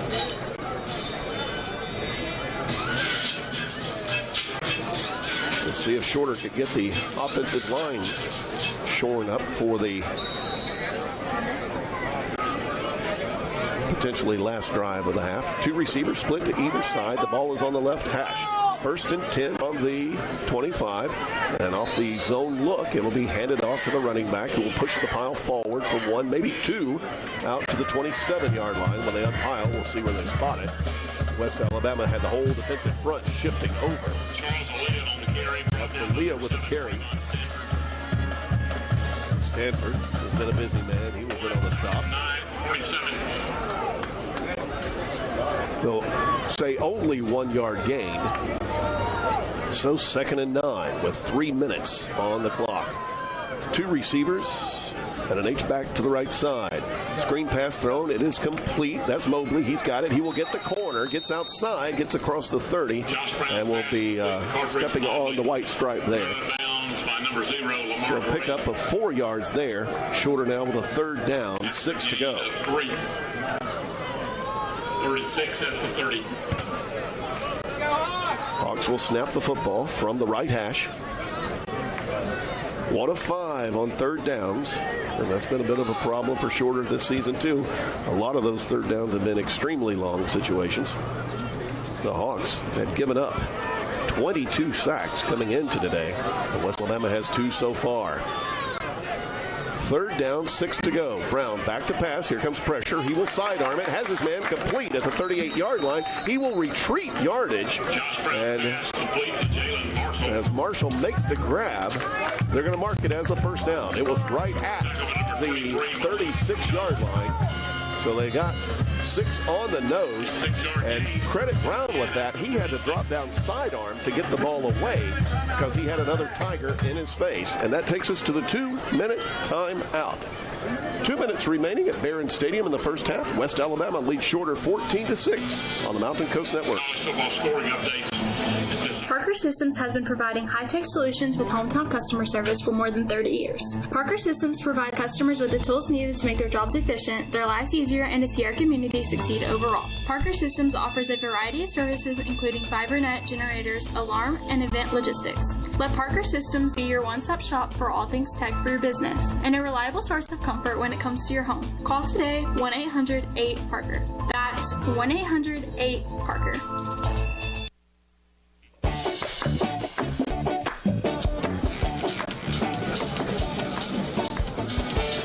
Well, a low-scoring and quickly played game for MC and executive producer Kevin Strickland. That's the first pass through the commercial rack that we've made today. And it's at the 2-minute mark of this second quarter. Shorter trails 14-6, but the Hawks just picked up a first down at their own 36-yard line. West Alabama defensive front has been extremely active over the last couple of series. Hawks with 2 receivers split to either side. Off the near hash is 1st and 10 from the 36. Brown will hand off to his running back, Aaliyah, who is hammered. And when he gets back to the line of scrimmage, no gain on that play. West Alabama came up fast and angry to make the stop. Thinking it was Lamar Gray, the safety who got up in there. Didn't get a clean look at the number. Brought down by number 8, Uriah Ratliff. Actually, according to John McClellan, it was 8, not 0, so that would be Ratliff. They will give him a yard. Brown back to pass, has some happy feet, sails the ball overhead, and incomplete. He was looking for a receiver around the 45-yard line in the middle of the field.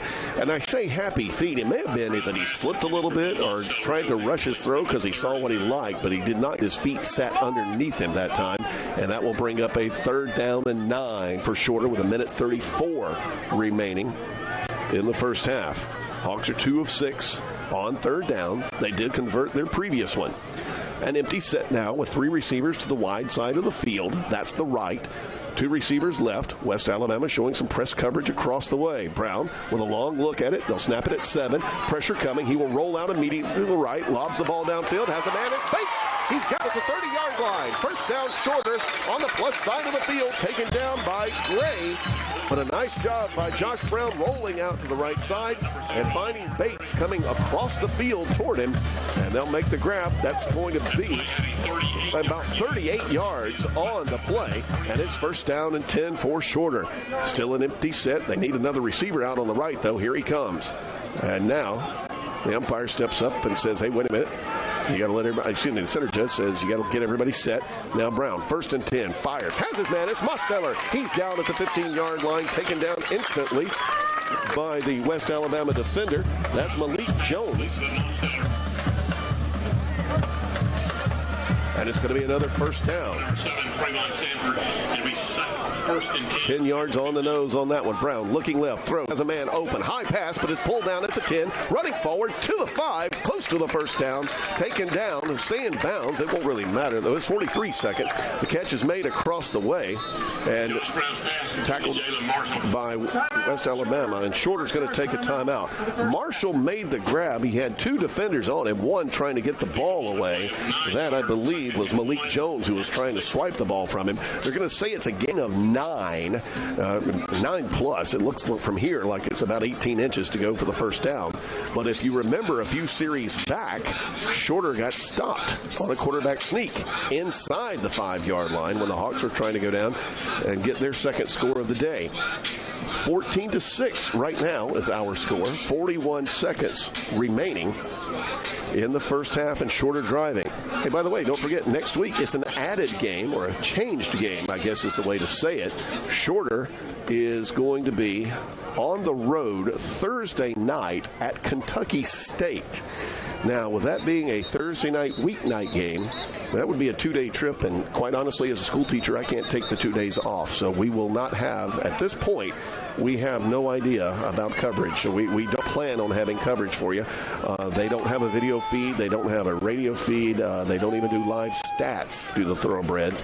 We will figure out some way to get information to you, at least on social media, on X or Twitter or whatever it's called. The Hawks will break from their timeout, get back on the field, and the horn blows. The play clock did not get reset. Now they will do that. And that was the horn you heard, was the play clock expiring. Western Kentucky State, by the way, well, we'll get that after this. Second down, less than a yard to go. Off the handoff to the 5-yard line. Now they're going to spot the knee back at the line of scrimmage. That's going to be the 6th, so it's going to be third down, and Shorter's going to call another timeout. So the Hawks will have Shorter, second chart timeout. 2 left. One left as they take their second. Back to Kentucky State. They were supposed to be at Central State in Wilberforce, Ohio, and that was a 1 o'clock kickoff, so they may just be underway. While we have a moment, that reminds me, let's pause for station identification. This is Coach Morrison. You're listening to Shorter Football on the MountainCoastNetwork.com. Go Hawks. So Kentucky State and Central State just underway. And the Thoroughbreds, they're 3-6 on the season. But if you remember, the Erskine game was supposed to be next week on the road. But with Erskine being a Gulf South Conference team, their game with West Alabama had been canceled earlier in the year from Hurricane Helene. So with that being a conference game, and West Alabama also got their Valdosta game canceled. Now that would be a doozy with the Valdosta offense against the West Alabama defense. The conference, well, South Conference that is, moved to take the non-conference game away from Shorter. You have Erskine to West Alabama, so they will play next week. And then Coach Morrison had to get on the phone and find a game and found a partner in Western Kentucky. Third down and 1 to go at the 6-yard line. 2 tight ends in. Snap back, handoff to Aaliyah. He gets tripped up. He's going to fall forward, but they're still going to say the knee hit at the 6-yard line. So Shorter inside the 10 has not been able to move the ball against this defensive line for West Alabama. 4th and 1. Clock is running at 13 seconds, and the Hawks taking a long look at the sideline and still have one more timeout, so presumably they will run it down to about 3 seconds, call timeout, and then just opt for the field goal try, which is fairly standard procedure. Third and final timeout. They will call the timeout.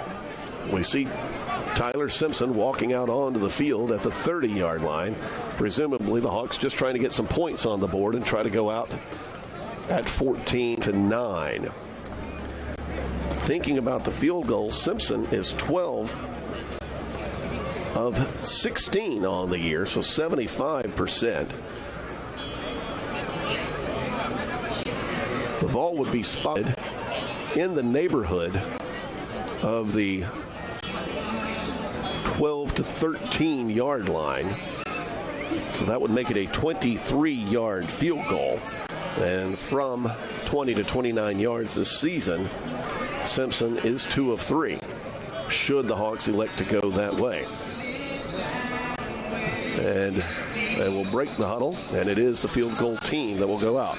Now, last week, Wyatt Walters, with a VUL player just racing across the line of scrimmage, the Hawks caught fire, and Walters rolled out and threw a touchdown pass to Max Schieffer, the defensive end, who was blocking. See what happens here. The ball is going to be spotted at the 13-yard line, so a 23-yard try from almost between the hashes. Right-footed soccer-style kicker is Simpson. Snap is back, spot is down, kick is up, and the kick is no good. He pulled it left just a bit, and the Hawks kicking team is in disbelief. They're standing there going, how did he, and Simpson himself is standing there going, how did I miss that? He's still staring at the goalpost. The officials waved it off, though. From here, it looked good, but there again, I'm sitting here in a blue shirt calling the game. Shortly, recognition of the shorter. The official's still standing.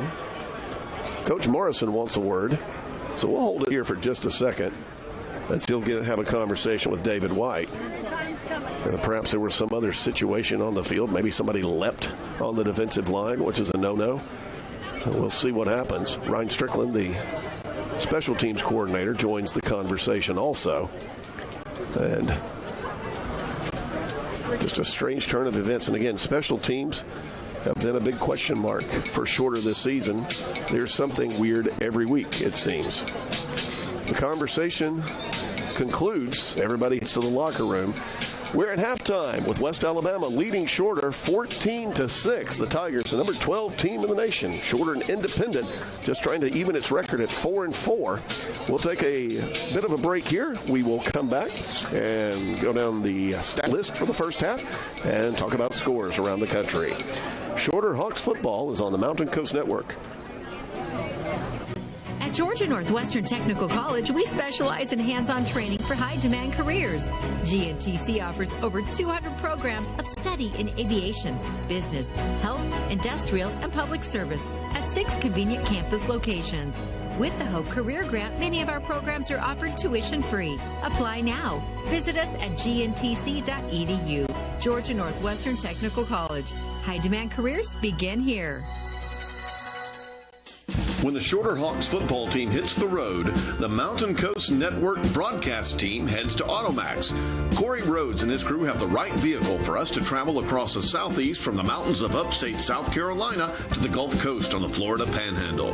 Wherever you are headed, Automax has the car, SUV, van, or bus that you need. Call Automax today at 706-291-0600 or visit them online at automaxrental.com/Rome.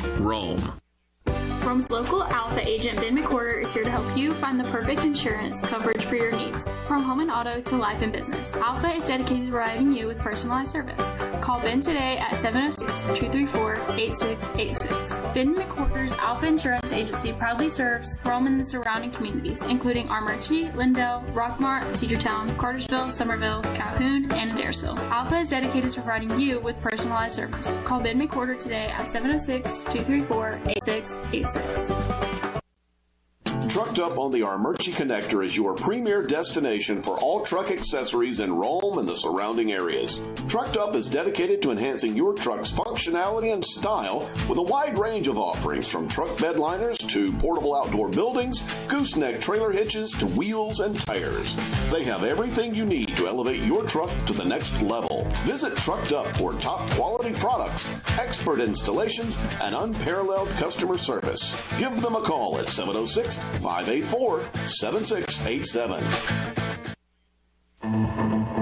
Parker Systems has been providing high-tech solutions with hometown customer service for more than 30 years.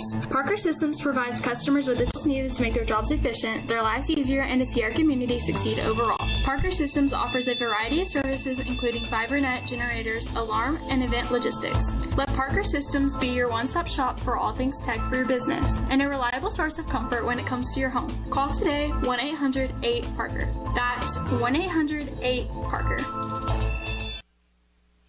If you'd like to advertise on the World Wide Web, consider being a sponsor for Shorter Football on MountainCoastNetwork.com. MCN offers website, live audio streams, and social media commercials while supporting Shorter Hawks football. MCN hosts hundreds of listeners each weekend, and because we are on the web, we can promote your business no matter where it's located. For more information, email us at MountainCoastNetwork@gmail.com. That's MountainCoastNetwork@gmail.com. Help us promote Shorter Hawks football, and go Hawks! Shorter University is really a special place. It's a great environment. The teachers are really loving. It's an environment where you know everybody. I love the professors. Shorter is family. I think sharing our faith together connects us in a way that nothing else can. You develop such strong bonds here that you won't ever let go.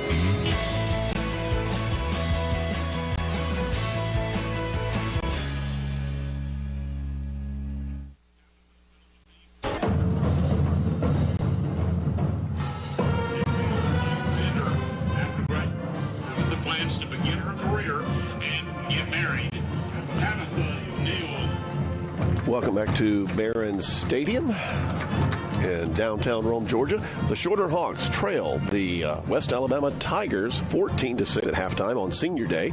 The senior cheerleaders are being introduced right now as part of the halftime festivities.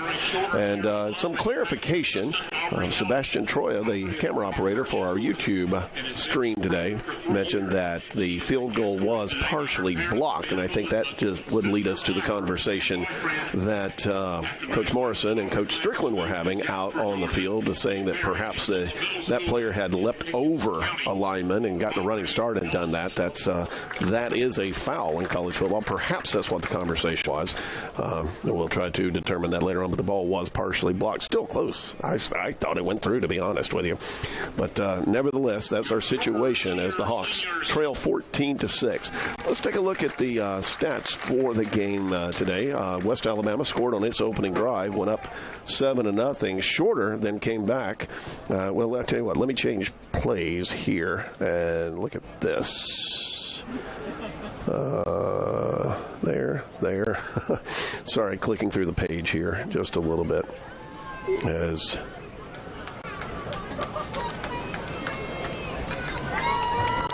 we get set here. There it is. Couldn't find the right page. Okay, so scoring plays in the ball game. West Alabama got on the board first as Arsenault. Well, it's not loading the way I wanted to do. Anyway, it was an Arsenault touchdown pass in the first quarter on the opening drive of the game. Shorter answered going down the field as Josh Brown ran it in, but the PAT was blocked. And so after one quarter, we ended up at 7-6. Deep into the second quarter, West Alabama, Arsenault had his second touchdown pass of the day. He hit Bass, who broke two tackles, or a tackle attempt by two Hawks, I should say, more accurately, and got into the end zone. And that was a pass for 14 yards. And Guyton hit the point after try to make it 14-6, Shorter got the ball down inside the 5 twice or around the 5. Let me say that, around the 5 twice. Once inside, once outside the 5, and got no points out on it. One time they were stopped on 4th down, and then another time they had the field goal, which was partially blocked. So that's where we stand score-wise. By the way, it was Binion that Arsenault hit first for a 29-yard touchdown pass. And Josh Brown's run was good for 5. So that's the scoring. Let's take a look now as we kick back over at the team stats. Shorter with an advantage in first downs, 10-9. Shorter has rushed 22 times for 47 yards. West Alabama has rushed 15 times for 46. The Hawks have caught 9 passes for 107 yards. West Alabama has caught 11 for 128 yards. So all in all, Shorter has 37 snaps for 154 yards, and West Alabama has 30 snaps for 174.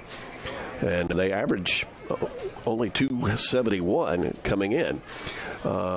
Penalties, Shorter has not been flagged yet. West Alabama has 5 flags for 53 yards. Both teams averaging around 34 yards per punt. Time of possession, Shorter has a 3-minute advantage. Third downs, pretty close. Shorter is 3 for 8 on third downs, and West Alabama is 4 of 8, and Shorter is 0 of 1 on fourth downs. In the background, no doubt, you hear the Shorter marching band. As the Senior Day festivities have concluded, we'll get ready to show you the halftime individual stats in just a moment. Show you. I'm not going to show you. I'll tell you about it. But the Shorter band, under the direction of Lauren Denny Wright, is performing. They perform from the stands for their halftime show. Meanwhile, we will continue with the Georgia Northwestern Technical College first half stats. GNTC teaches you how. Get trained to get hired. It's them online at gntc.edu. Individually, for Shorter, Josh Brown is 9 of 15 passing for 107 yards. He does not have a touchdown pass, has not thrown an interception, but he has been sacked 2 times. Rushing the ball, Leah has 12 carries for 47 yards. Mann has 3 attempts for 9 yards. And Brown on those sacks now has run 7 times for a loss of 9 yards, but does have the touchdown. Receiving, Bates 4 catches for 65 yards. Mosteller 2 for 24. Marshall 2 for 16. And Mobley 1 for 2. For West Alabama, Arsenault is 11 of 17 passing for 128 yards, a couple of touchdowns, no interceptions, and he has not been sacked. Webb has rushed 7 times for 29 yards. Causey 2 times for 11 yards. Arsenault 2 for 4. And Jenkins 2 rushes for 2 yards. Receiving, Benson has 2 catches for 26 yards and a touchdown. Bass has 2 catches for 13 yards and a touchdown. Walker, 1 catch for 20. Causey, 1 catch for 17. Parker, 1 catch for 16. Thompson, 2 catches for 14. Johnson, 1 catch for 7. And Ellis, 1 catch for 2. That really spread the ball around. What is that? 1, 2, 3, 4, 5, 6, 7, 8 receivers have caught 11 passes for 128 yards. Defensively, let's see, looking at tackling numbers, Barbie leads Shorter with 5 tackles. Walker has 4. Butts has 4. Lane, Bethay each have 3. 2 tackles for Henry, Howard, and Benson. And then for West Alabama, Gray leads them with 8. Naylor has 6. Stanford has 3, as does Williams and Sigler. For the defensive numbers, Howard and Bonds each have a pass broken up. And West Alabama, McGregor has a sack. Lambert and Copeland combined for a half sack. And West Alabama has sacked Shorter for a loss of 24 yards. Sigler has a pass broken up. And then no fumbles in the game. So that's a look at the scoring, the team stats, and the individual stats for West Alabama and Shorter. And we thank GNTC for bringing you that breakdown. GNTC teaches you how. Get trained, get hired. Visit online at gntc.edu. We'll take another quick break, and we will come back and go over some scores from around the country.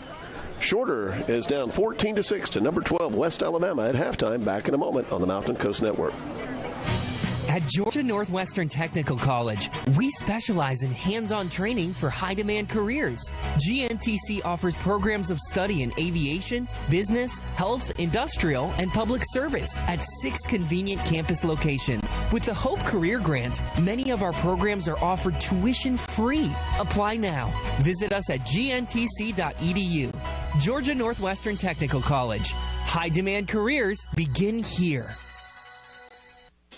When the Shorter Hawks football team hits the road, the Mountain Coast Network broadcast team heads to Automax.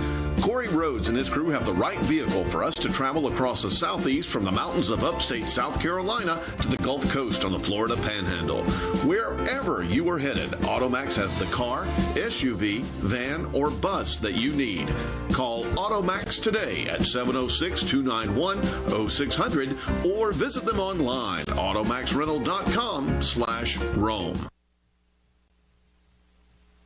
Rome's local Alpha agent Ben McWhorter is here to help you find the perfect insurance coverage for your needs, from home and auto to life and business. Alpha is dedicated to providing you with personalized service. Call Ben today at 706-234-8686. Ben McWhorter's Alpha Insurance Agency proudly serves Rome and the surrounding communities, including Armuchee, Lindell, Rockmart, Cedartown, Cartersville, Somerville, Calhoun, and Adairsville. Alpha is dedicated to providing you with personalized service. Call Ben McWhorter today at 706-234-8686. Trucked Up on the Armuchee Connector is your premier destination for all truck accessories in Rome and the surrounding areas. Trucked Up is dedicated to enhancing your truck's functionality and style with a wide range of offerings, from truck bed liners to portable outdoor buildings, gooseneck trailer hitches to wheels and tires. They have everything you need to elevate your truck to the next level. Visit Trucked Up for top quality products, expert installations, and unparalleled customer service. Give them a call at 706-584-7687.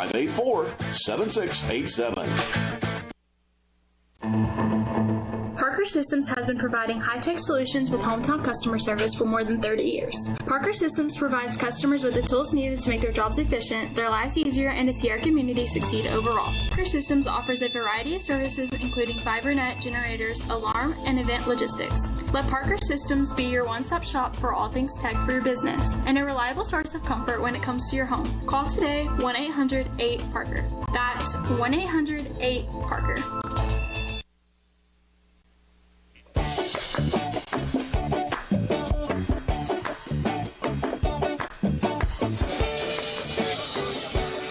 Back at Barron Stadium, about 5.5 minutes remaining in halftime. There's a turf war going on. All the specialists that are out for both teams are all on the same side of the field. Well, they're not battling for it. It's just you don't really see that very often. Everybody usually stays on their own side. 14-6 our score. West Alabama, number 12 in the nation, leading Shorter. The Hawks have been inside the 10-yard line 2 times and gotten no points for it. A blocked field goal and a unsuccessful 4th down conversion attempt. And so the Hawks have had their chances but could not convert. Let's take a look at scores from around the nation in FBS football in the top 25. At halftime, Ohio State leads Purdue 14-0. Right before the half in Atlanta, Georgia Tech leading Miami, number 4 in the nation, 14-10. With 2 minutes to go before the half, out in Austin, number 5 Texas, no problem with Florida. Longhorns lead that one 21-0. But then at 3:30, that's when it gets interesting today in the top 25. Number 3 Georgia visits number 16 Ole Miss. Michigan travels to number 8 Indiana. Iowa State, number 17 in the nation, goes to Kansas. And number 23 Clemson will visit Virginia Tech. Number 25 Army travels to North Texas. Number 20 Colorado will go to Lubbock to take on Texas Tech. At 7 o'clock, Maryland, the cross-country Big Ten trip to take on number 1 Oregon. Mississippi State visits Knoxville to take on number 7 Tennessee. At 7:30, Florida State visits number 10 Notre Dame. Number 11 Alabama will visit Death Valley and take on LSU. Number 15, loser is out of the playoff race in that one most likely. Oklahoma travels to number 24 Missouri at 7:45. And then at 8 o'clock, Washington will visit number 6 Penn State. Nevada travels to number 12 Boise State. Number 18 Pittsburgh hosts Virginia. For the Night Owls, number 9 BYU travels to Utah in the resumption of the Holy War. That's at 10:15. And then at 10:30, Utah State will visit number 21 Washington State. Hey, the Cougars are very quietly 7-1, but with the demise of the Pac-12, I don't know if they have a shot at getting into the playoffs. Let's take a look at the SEC games that are going on. We mentioned most of them. At 4:15, South Carolina travels to Vanderbilt. What a story the Commodores have been this year. And everything else was a ranked game. No surprise there. And then in the ACC, we've already mentioned Georgia Tech leading Miami right before the half. Boston College leads Syracuse right before the half, 14-7. And at 3:30, Duke takes on North Carolina State. And last night, California. 5-4 overall, but 1-4 in the ACC. The Golden Bears traveled to Winston-Salem and defeated the Wake Forest Demon Deacons 46-36. In Gulf South Conference action today, Chowan leads Erskine 13-0. Erskine will play West Alabama next week. Northeastern State is on top of Mississippi College 7-0 in the first. North Greenville will visit West Florida, and Valdosta State travels to Delta State. Again, next Thursday night, Shorter will travel to Kentucky State. We right now don't have plans for a webcast of that one. I apologize. It's just it was a make game that was created, and there I just have no way to get there from here. No word right now on Kentucky State and Central State. No word on that game, which was supposed to have kicked off at 1 o'clock. And then in 2 weeks, Shorter on Friday, November 22nd, the Hawks will travel to North Greenville to make up the game that was canceled by Hurricane Helene. And if nothing else, we will have a remote webcast of that one. Closing moments of halftime here at Barron Stadium, 14-6. The West Alabama Tigers lead the Shorter Hawks. This is the way the script has gone for years between the Tigers and the Hawks. A close game at halftime, and then West Alabama blows it open in the second half. Coach Morrison even talked about that in the pregame show. We'll take a quick timeout here, and we'll get the second half action underway from Barron Stadium in Rome. Glad to have you with us. Shorter football is on the Mountain Coast Network. At Georgia Northwestern Technical College, we specialize in hands-on training for high-demand careers. GNTC offers programs of study in aviation, business, health, industrial, and public service at 6 convenient campus locations. With the Hope Career Grant, many of our programs are offered tuition-free. Apply now. Visit us at gntc.edu. Georgia Northwestern Technical College. High-demand careers begin here.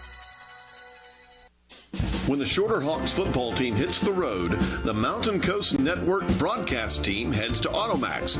Corey Rhodes and his crew have the right vehicle for us to travel across the southeast from the mountains of upstate South Carolina to the Gulf Coast on the Florida Panhandle. Wherever you are headed, Automax has the car, SUV, van, or bus that you need. Call Automax today at 706-291-0600 or visit them online at automaxrental.com/Rome.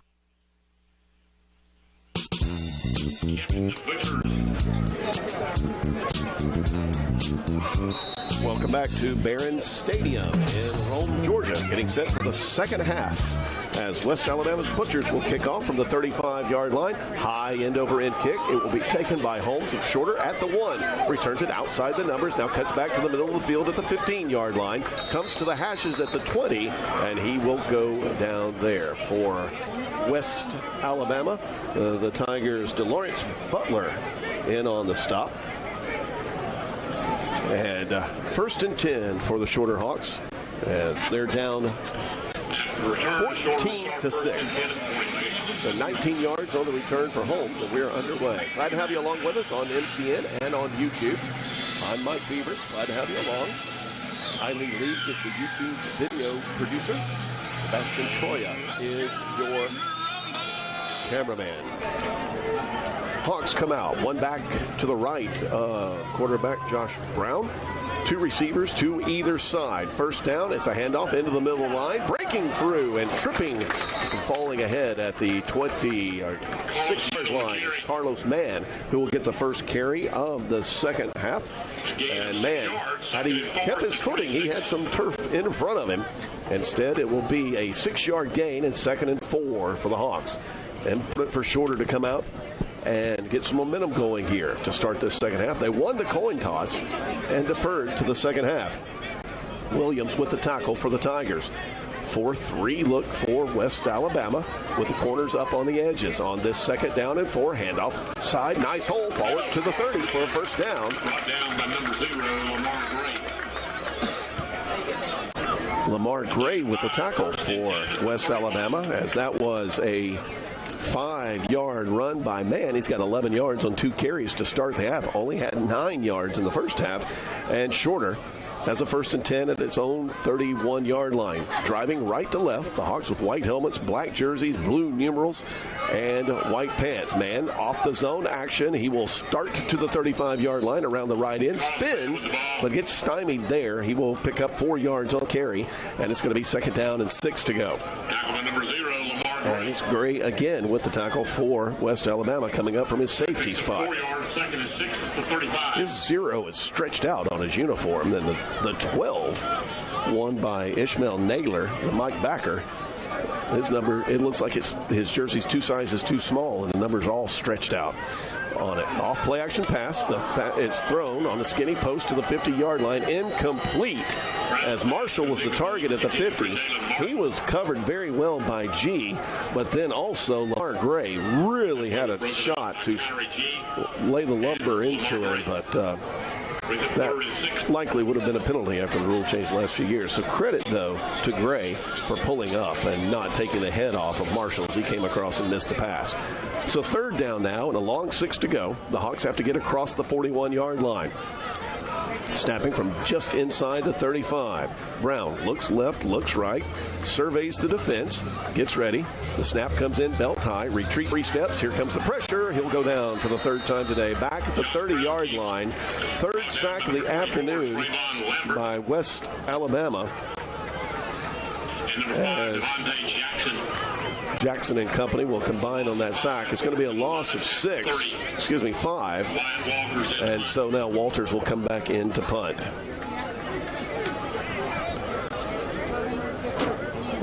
Shorter had a stretch there midway through the 2nd quarter. On 4 plays, there were 2 sacks and 2 passes batted down. They got it corrected a little bit in the later stages of the 2nd half. But now, Walters having to get this punt away. It's a high spiraling kick that will fade out of bounds as it crosses midfield. And West Alabama is going to get the football in outstanding field position somewhere near the 48-yard line, unless they say it went out of bounds earlier. You know, that's always possible when the ref starts walking back. But it looks like it's going to be somewhere near midfield, as that one, under pressure, it was a little bit off the side of his foot, but he was just being harassed by the on-rushing Tiger kick cover team. 12:23 to go in the 3rd quarter. West Alabama leading Shorter 14-6, and the Tigers get the football for the first time. They racked up 174 yards of offense in the first half to go against the Shorter defense. Shorter's defense giving up 359 yards per game, 115 on the ground, 244 through the air, and 28 points per game. Shorter actually, on average, gives up more points than West Alabama scores, 28-27. The officials work some kinks out, and the ball is spotted actually back at the 45-yard line. I thought it was going to be around the 48 or so, but instead it's at the 45.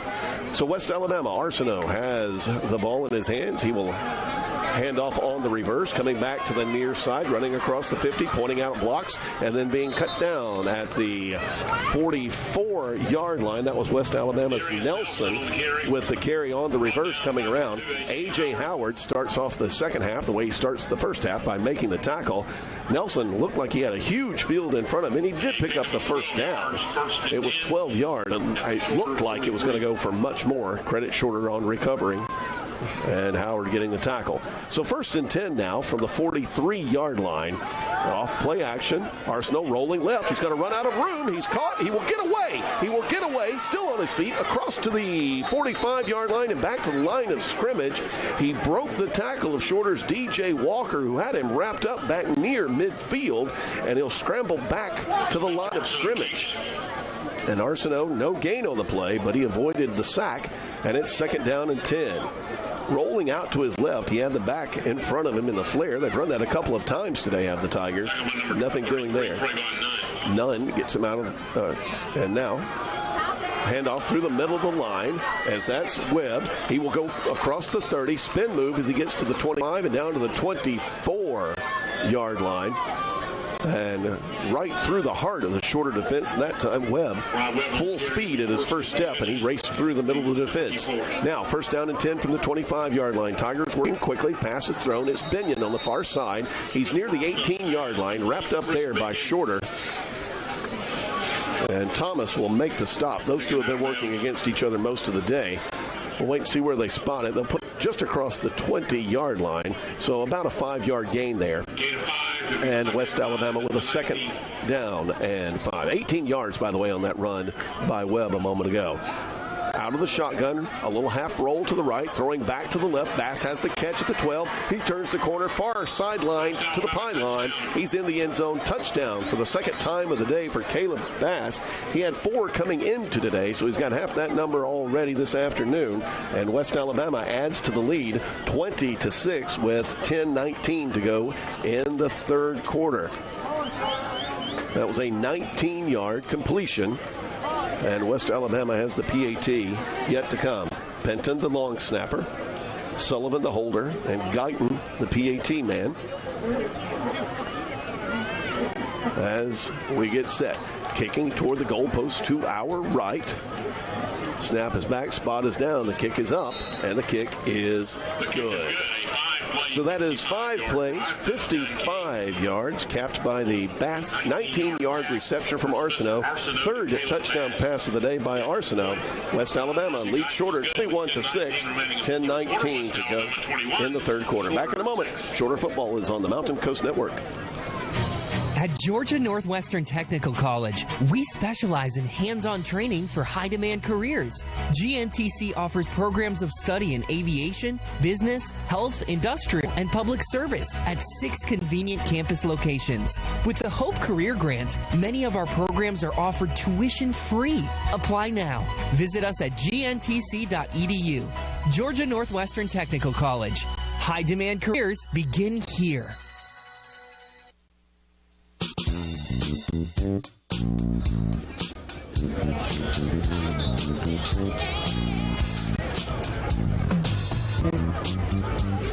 Shorter does not score on its opening drive of the third quarter, but West Alabama does, and the Tigers lead the Hawks 21-6 now. 10:19 to go in the third quarter from Barrett Stadium in Rome. Sun has been playing peekaboo with us in the second half. Cloudy skies overhead, 72 degrees. Holmes with the return from again inside the 5. He'll get out near the 20-yard line. He starts right, comes back to the middle, and Shorter will have the football at the 19. First down and 10. Holmes on the return. Coach Ryan Strickland, special teams coordinator, unhappy with somebody on that. Now he'll go get into the offensive huddle. He also coaches the wide receivers. First and 10 for the Hawks from between the hashes. Shorter driving right to left. And their white helmets with the royal and chrome Hawkhead logo on either side. The blue stripe, or chrome stripe with blue on it. Front to back on the helmet, white face masks, black jerseys, blue numerals, chrome trim on that. First and 10, handoff. Bounced out to the left side, stacked up though at the line of scrimmage. Nothing happening there. West Alabama had a wall of red and white. Leading the charge for the Tigers was Trayvon Stanford. And Shorter will get, they'll say a yard on that. They actually snapped it from just outside the 18-yard line, so they'll pick up a yard on that as Man got the carry. Second down and 9 for Shorter. 3 receivers to the right. Bates is the inside man. And Man is to the left of his quarterback. Now he will be redeployed out to the left. It's an empty set now. Brown steps up into the pocket, has to get past the spy. He will. He'll trip, though, and will go down at the 22-yard line. It was Ishmael Naylor who was basically playing a spy against Josh Brown as he stepped up into the pocket. Brown took off to his right. Naylor couldn't tackle him, but got him tripped up and off balance. He'll stumble forward for about 4 yards, and that leaves Shorter with a third down and a long 5 to go. They'll have to get the ball across the 28 for the first down. Shorter is 3 of 9 in the game on third downs. Brown, who's rushed for 194 yards this season on the afternoon, He is minus 10 because of the sacks. 3 times he's gone down. Snap is back, waist high. Brown tries to right. He will scramble left, though. Now puts a move on. This time he'll get the better of the linebacker. Brown is forward across the 30, still racing to the 40, and up to the 45-yard line he'll go before being taken down on that first down run. He had squared up against Naylor again, but this time with just a little hip move, Brown gets around the left side, and Naylor goes sprawling, and the Hawks get the first down up to the 45-yard line. 22 yards on the run. Ratliff got the tackle for the Tigers.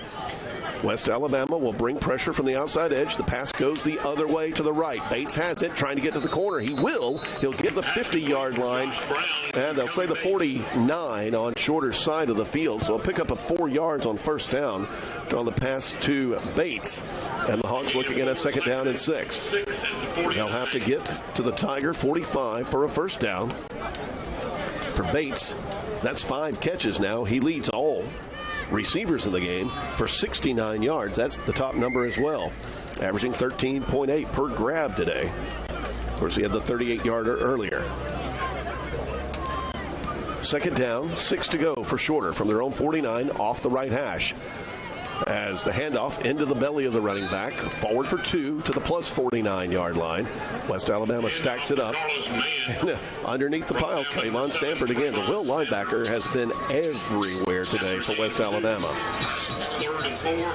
We mentioned one of the top defenses in the country. They've got the numbers to back it up. Third down now, and 4 to go. Hawks will snap it from just inside the right hash. For those of you listening along and not watching on YouTube. Shotgun snap on the way with pressure coming from the right. Picked up nicely by Mann. The pass is thrown to the left. It's complete. Good for a first down down to the 40-yard line. And Shorter's receiver is slow getting up. Mobley, I believe, got the grab. I can't see the number. Yeah, it is 4. So Mobley got the grab. Now he will pop back up as the training staff starts out to him. Grabs his right shoulder, and he will be escorted to the sidelines. West Alabama will substitute several players, almost like a hockey line change, as they were running people on and off. And now Shorter. Looks like Vandiver in at wide receiver in place of Mobley. So first down and 10 from the 40-yard line. And the handoff left, not going anywhere. Travoris Hatcher with a tackle for the loss. His 5th of the season. That's going to drop Hawks back 5 yards. 5th tackle for a loss of the season for Hatcher. And 2nd and 15 now. He was back there almost as soon as the snap got back. He's 5'10", 302 pounds. One of several players from the Mississippi Junior College system for the Tigers. Empty set now here on 2nd down and 50. West Alabama drops the linebackers back. 4 down linemen. There is a press corner on the near side. Brown, 3 steps. He'll drop back. Here comes pressure. Rolling to his right. A flag flies. It's going to be a holding call. Brown rolls all the way to the sideline on the far side of the field. Unloads the ball, and it will be an incomplete pass. But likely a holding call will go against Shorter. Brown is basically getting enough time to make one look downfield, and then there's a Tiger in his face. Holding, offense number 74.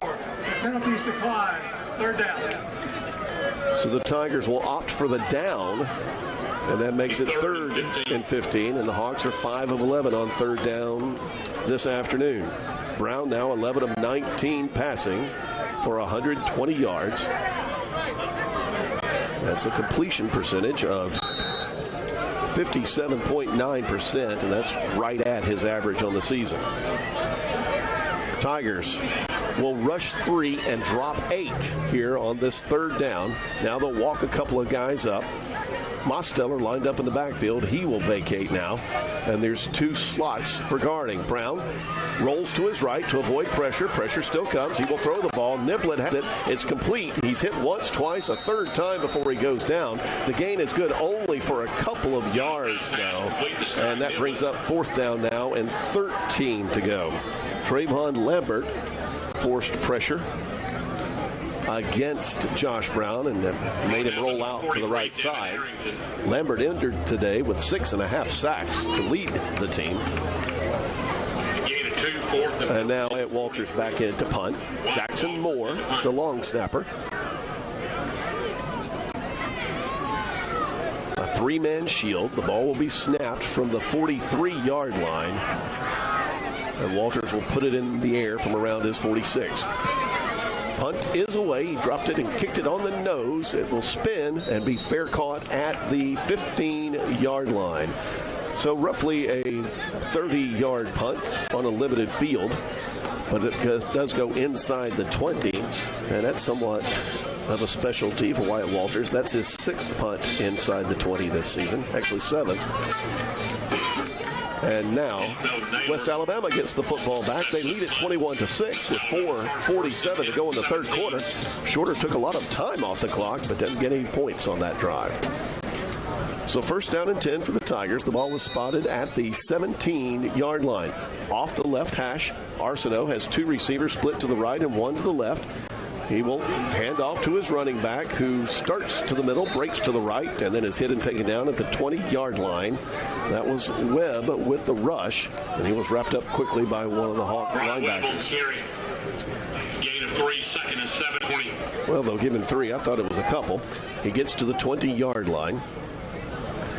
And it's second down and 7 to go.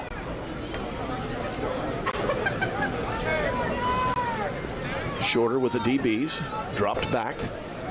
Nobody's closer than 5 yards to a receiver for this second down and 7. Arsenault claps his hands as motion goes in front of him, left to right, throws immediately, has his man on the boundary across the way, tackled just short of the line to gain. That's Binion across the way. Thomas made the stop for Shorter, and it was second and 7. They got 6. By Trey Thomas. So third and actually probably a little less than 1 here. 46-yard line, 3rd and 1. 3:47 to go in the third quarter. Tigers up 21-6. Arsenault will hand off. First down run to the right across the 30-yard line and out to the 31 as Webb. There is a flag on the play, though. Or is that somebody's towel? That was somebody's towel. Or a mouthpiece, perhaps. But the run is good to the 31-yard line. Nice job by the lineman blocking out in front of that one. As Webb just got lost in behind the big guys as he got up to the 31-yard line. About a 4-yard run. As now Webb will break through. He is across the 40-yard line between the hashes, tackled, tripped up at the 49 in Shorter territory. He was 1 man away from taking that in the house. He knows it. In fact, Webb back behind the play as the West Alabama lines up quickly, hits himself in the side of the head.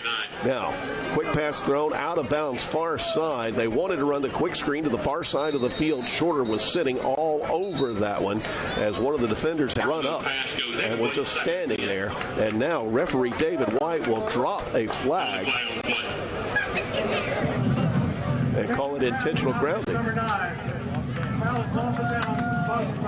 which will cost a down. Now, Arsenault was in the pocket. He had 1 receiver to look at, and that was on the screen to the far side. Shorter had blown that one up, so he gunned it out of bounds, and perhaps he threw it behind the line of scrimmage. I need to brush up on that rule, to be honest with you. 2:53 to go. That's a loss of down, so it's second down and 15 now. West Alabama back on its own side of the field at the 46. From just inside the left hash, motion across the formation, hand off to the runner who slips and goes down at the 45-yard line. That was Causey, who just lost his footing on the artificial surface here at Barron Stadium. And that'll be third down and 16. They'll say he actually lost 1. So it's 3rd and 16 now. West Alabama's 5 of 9 on third downs this afternoon. Tigers are driving left to right underneath cloudy skies. Only a few cracks of blue showing through over the stadium. It looks like a November football day, but it feels more like late September or early October. Handoff again to Causey. He's stacked up at the line of scrimmage again. He'll go nowhere. But they, I think, got him first and then had help coming in from behind. Number 99, Tony Bethany. And so... Also in the tackle, number 10, Devon Lane. And no gain, 4th and 16. Shorter will get the stop.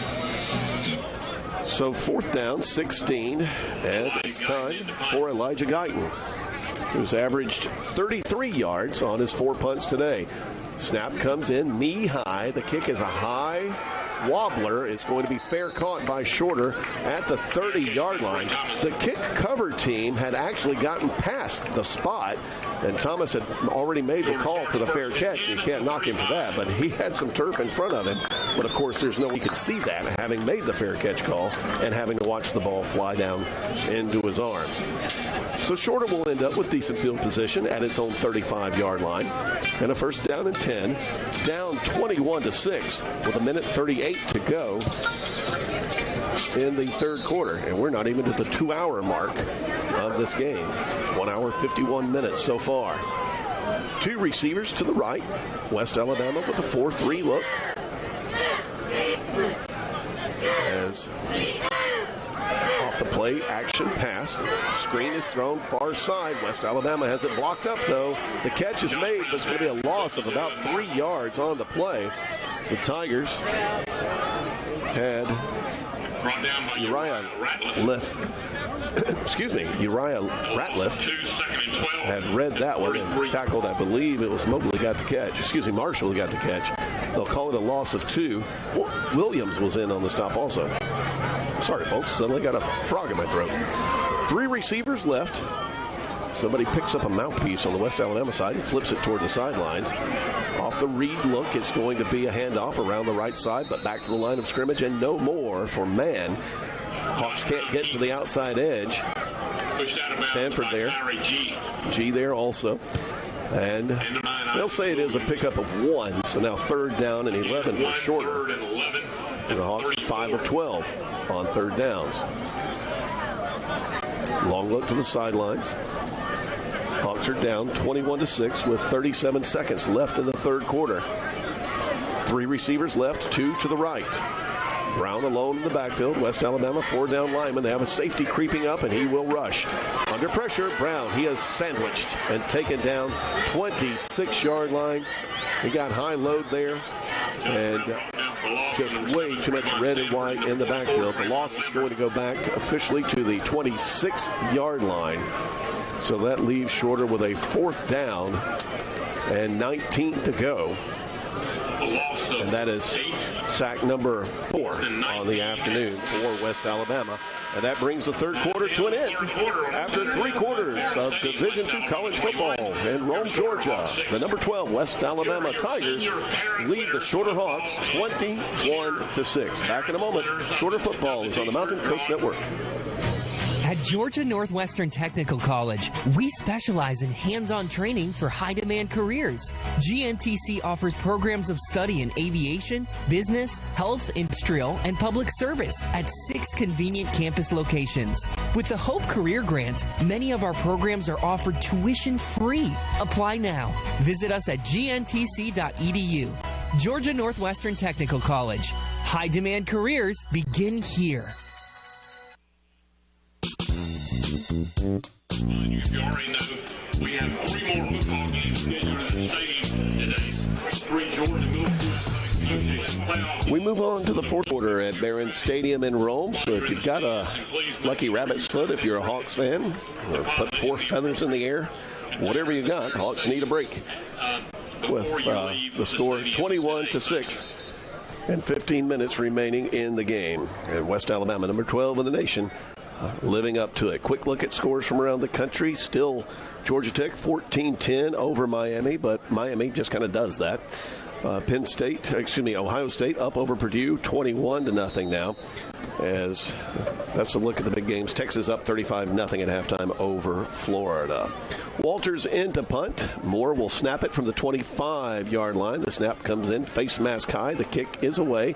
End over end. Angles toward the left sideline. Hits at the 40 and takes off. Rolling across the 30 to the 20. Down to the 16-yard line where it's down by the Hawks. You hear the crowd saluting Wyatt Walters. His long punt of the season was 56 yards. And he's going to top that by 2. 58 yards. So West Alabama has the football, 1st and 10 at the 17. When they've had to start deep on their ends of the field, the West Alabama Tigers offense has had a hard time against the shorter defense for the most part. Well, of course, the play calling changes when you're down that way anyway.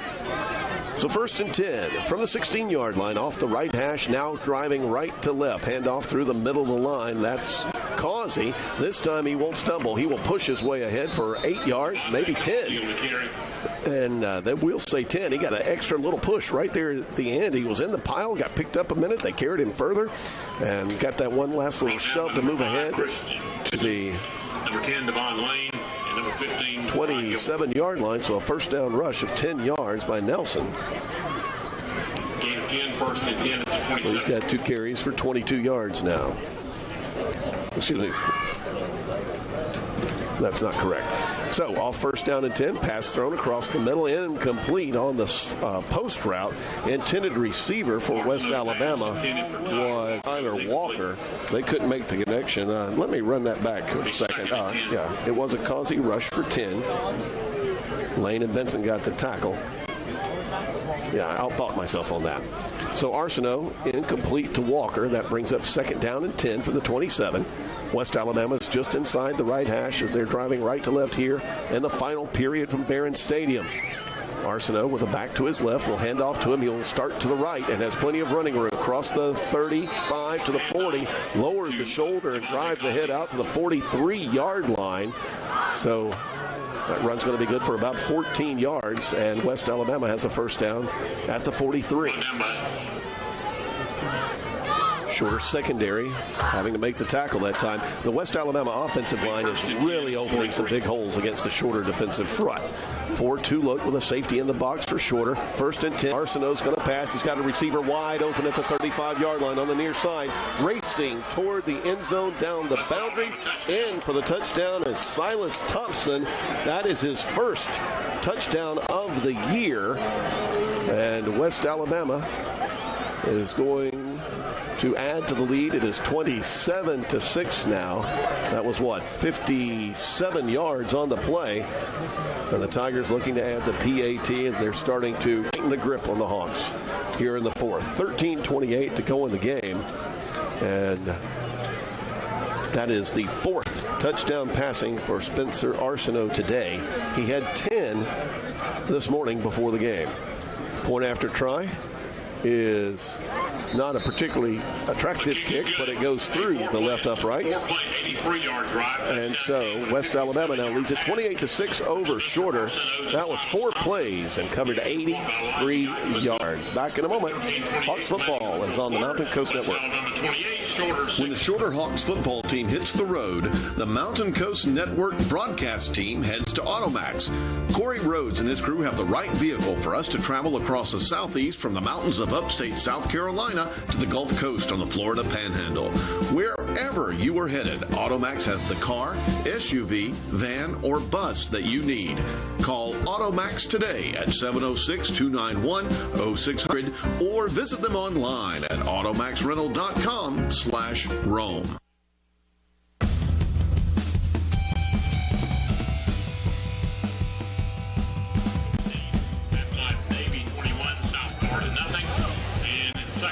Liberty 14, Middle Tennessee State 7. Back at Barron Stadium, the Shorter Hawks awaiting the kickoff from West Alabama's Kevin Butchers. Kevin Butchers will kick off. 28-6 the score now. Tigers on top of Shorter. 13:28 to go in the game. It's 14-6 at the half. Shorter gotten inside the 10 a couple of times and got no points out of it. Butcher's kick is going to sail halfway through the end zone before he hits and will bound to one guy sitting in the bleachers in the end of the end zone. It came right to him. Shorter gets the football back at the 25-yard line on this senior day with 2 games remaining on the road. Next Thursday night at Kentucky State. And then a week from Friday at North Greenville. 1st and 10. The ball is on the near hash as Shorter begins its drive from left to right. Its first offensive series in the 4th quarter. receivers are in tight to the formation. 2 on the right, 1 and an H-back on the left side. Josh Brown now tells Bates to widen out. He will. The snap is back. Brown having to retreat. Here comes pressure. He will step up in the pocket. He's got to run it himself. He's to the 30, cuts outside to the 35-yard line, still in speed at the 40, on the boundary to midfield. He gets tripped a little bit and steps out of bounds near the 40. Got bumped just enough to go out of bounds. Actually, they're going to mark him back at the 50-yard line. They'll say he stepped out there. So a 25-yard run for Shorter's Josh Brown. Had a 51-yard touchdown run earlier this season. Yards, first and 10 to 50. The average is 28 yards per game. We'll get his numbers after this. Handoff, left side, forward for 2, and then planted. Oh, my goodness, what a hit. That was Aaliyah with the carry, and one of the linebackers for West Alabama. He might have been a safety even. It might have been Ratliff who come through. I thought it came through. I thought I saw an 8. I believe it is. As he absolutely slammed Aaliyah to the turf here at Barron Stadium. Pickup of a couple, though, and it's 2nd down and 8. The whole crowd, even the shorter folks, were going ooh on that hit. So 2nd down and 8 to go now. Shorter down 28-6, 12 and a half minutes remaining in the contest. Off play action, here comes pressure. Brown gets the ball. He has to just chunk it to get rid of it. Overthrows his receiver. And that was Bates. Never had a shot, but Brown had to get rid of that one because there was a tiger breathing down his neck. 3rd and 8 now. The Hawks 5 of 13 on the afternoon.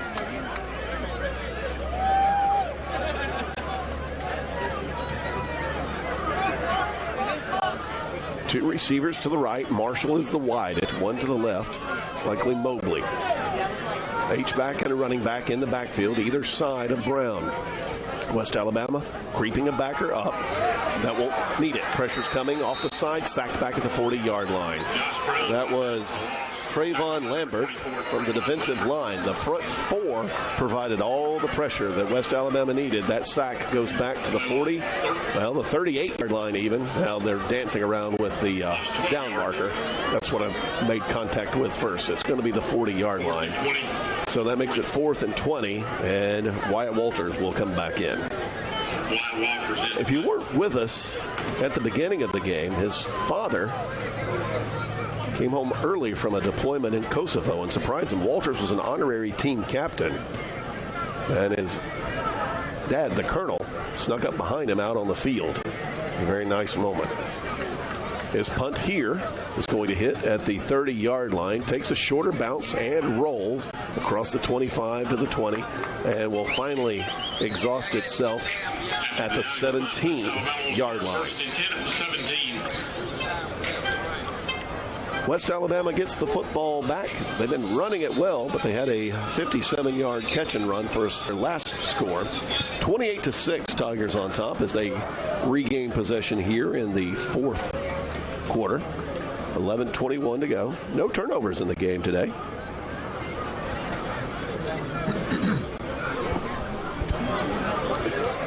And West Alabama saunters out onto the playing surface. Took their time getting out. Didn't matter. The play clock has not started. The football is spotted up at the 25-yard line. So there was a... I missed something. Oh, it must have been a first touching call. They must say that Shorter had touched the football at the 25-yard line. That's my best guess. Working alone, sometimes you miss some things. Two receivers to the left. Arson will hand off to his lone running back, who lowers his head and shoulders and drives ahead for a pickup of about 3 yards. That's Webb with the carry. He has got 12 runs now for 78 yards. Richardson gets in on the stop, excuse me. 2nd and 7 for the Tigers. The ball between the hashes. They're driving right to left here, or toward the west, or toward the Coosa River, if you are familiar with the layout here in downtown Rome.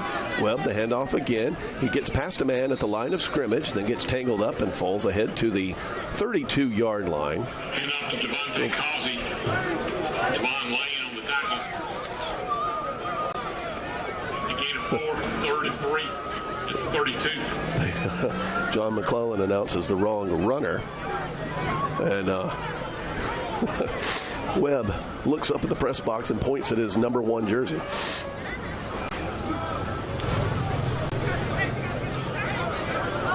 So he'll pick up about 4 yards there. 3rd down and 3 to go.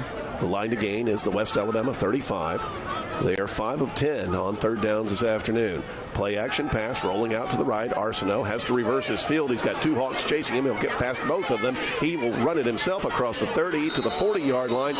Run out of bounds near the 45 and ran into a couple of Hawks who will hit the turf on the sidelines. We lost view for a moment for the training tent that is set up at the 45-yard line directly in front of us. The gain is good for a 1st down by 10 yards. And West Alabama, they're going to move the ball back to the 43. And the play clock needs to be reset, and they will do that. All the Tigers noticed it. So 1st and 10 now from the 43. After that 1st down run by Arsenault. Handoff goes to Webb. He's patient. He'll run over a Hawk. He's up to the 50-yard line before he goes down. Now they'll say 49 on the West Alabama side of the field. And once again, Webb hits himself in the helmet with his hands, knowing he was 1 man away from breaking it. 7 yards on the gain, and West Alabama on the ball quickly. Webb gets it again. This time he's got nowhere to go as the Hawks will smother him back at the 45-yard line. It's going to be a loss of 3. As Shorter getting some more players into the game. Andrew Waldrop and Bethea combined on that tackle for the loss of 4 yards. I think I said 3 earlier. So now it's 3rd down and 7 with just under 9 minutes remaining. 2 receivers to either side. Ball on the left hash. Arsenault rather. Back to pass, throws, has a man complete at the 40-yard line. Coming to the near sideline. An undercut at the 25. That's West Alabama's T.D. Parker. His 2nd catch of the day, if memory serves. And Shorter has a player down back at the 30-yard line on the other side of the field. So we'll take a minute to sort this one out. There's 31 yards on the gain. Thomas got the tackle. Shorter has a player down back at the 30. Which I didn't see how he got there, but the ball was snapped from, near the 45. And waiting to identify the number. The training staff, of course, out taking a look at the injured Hawk. Seems to be looking at his left leg. He is standing now, got to his feet himself. And turns, and it is Jassim Henry who is injured. And now he will jog back to the near sideline. So the gain was down to the 29-yard line. As for Parker, that is his 2nd catch of the day. For a total of 47 yards. He had the 31-yarder earlier. And Arsenault with 4 touchdowns brings the Tigers to the line. 8:35 remaining in the game. West Alabama, number 12 in the nation, getting ready for Erskine and a possible playoff berth in the near future. Arsenault with a back to his left. That's Webb. He gets the handoff, starts into the middle, breaks outside. He's got some running room, but he is wrapped up quickly by Richardson. Brought down by Jeremy Richardson. And that'll be they spotted a pickup of a couple on that 1st down run from the 25-yard line. A gain of 1 second. I think I said 29 earlier. I apologize. It was the 24. 2nd and 9 now. West Alabama with 3 receivers out to the right. The widest one is just outside the high school hashes here at Barron Stadium. Arsenault, a high snap. He'll pull it down again. He's looking deep. Has a man. Incomplete. Had a receiver wide open. What looked like a wheel route. A Shorter defender jumped in the way, tried to intercept the pass, but had it ricochet off of him. I think that was Richardson back there. And so it's incomplete. It looked like a touchdown for a second. Then, for a second, it looked like Shorter might take it the other way. Pass was knocked down by D.J. Walker. And Nelson was the intended receiver. So now it's 3rd down and 9 for West Alabama from the shorter 23-yard line. 7 out of 12 on third downs on the afternoon for the Tigers. Shorter with 2 linebackers, both blitzing. Pass thrown to Bass across the middle, incomplete. In and out of his hands at the 20-yard line on the crossing route. To be fair, it was a little high. There was pressure coming, and Arsenault had to get rid of it a little faster. So the incompletion will bring up 4th down, and West Alabama will have its first field goal try of the afternoon. Bass had some room if he had caught it. But instead, that takes Arsenault's passing numbers to 16 of 26 for 246 yards, but 4 touchdowns. The field goal try will be from the 30.5-yard line, so a 40-yard kick, and it's up, and it splits the upright. So West Alabama now leads it 31-6 over Shorter. 7:35 to go in the game. Back in a moment. Shorter football is on the Mountain Coast Network. Firm's local Alpha agent Ben McWhorter is here to help you find the perfect insurance coverage for your needs. From home and auto to life and business, Alpha is dedicated to providing you with personalized service. Call Ben today at 706-234-8686. Ben McWhorter's Alpha Insurance Agency proudly serves Rome and the surrounding communities, including Armuchee, Lindell, Rockmart, Cedartown, Cartersville, Somerville, Calhoun, and Adairsville. Alpha is dedicated to providing you with personalized service. Call Ben McWhorter today at 706-234-8686.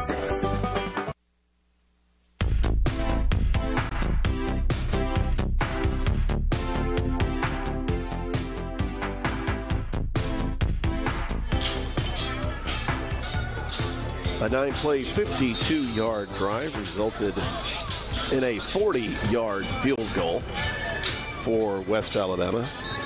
Guyton now 4 of 4 from 40 to 49 yards on the season, along a 45. So never in doubt for the West Alabama kicker. Butchers will kick off. Just underway in the second half from Bobby Dodd Stadium, and Georgia Tech still leads number 4 Miami 14-10. Here it's 31-6. West Alabama leading Shorter. 7.5 minutes remaining. Kevin Butchers will kick off again. As the ball falls off the tee at the 35-yard line, he'll reset. The breeze has picked up just a little bit here at Barron Stadium. It was calm when we started. It's kind of muggy here. Humidity has dropped about 10%. 76 degrees with 54% humidity. Winds out of the east at 8.5 miles per hour. 20% chance of showers, and that's something around here. It's been very dry in northwest Georgia this fall. The trees have still been pretty with their fall colors, but it only lasts like a day and a half, and the leaves are gone. This time with a holder, Butchers will drill the football into the end zone again.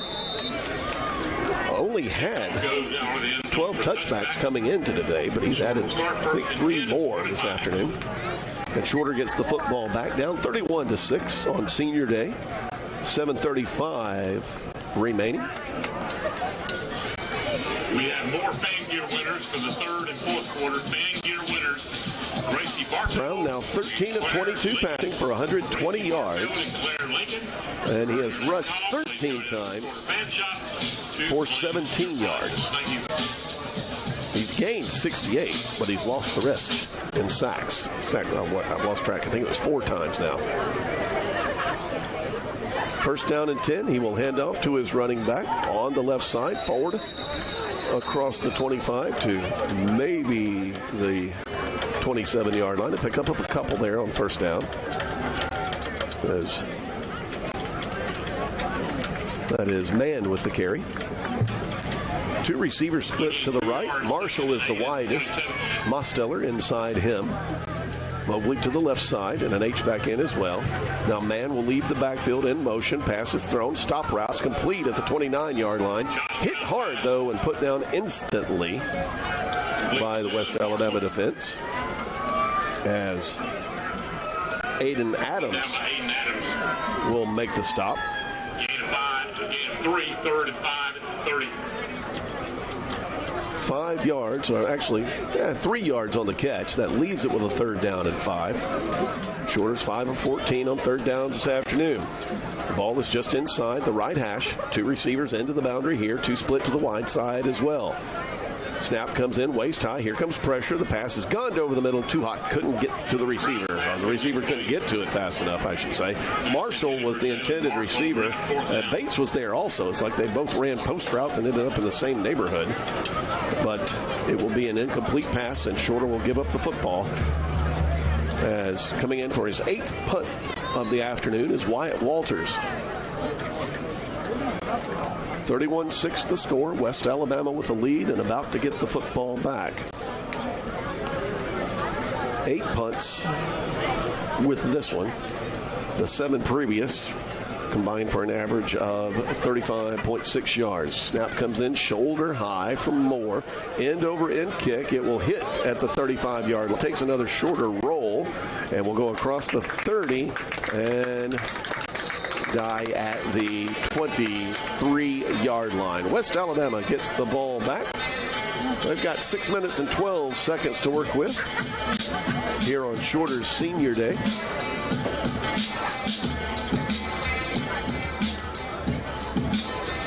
And they're getting ready to host Erskine next Saturday.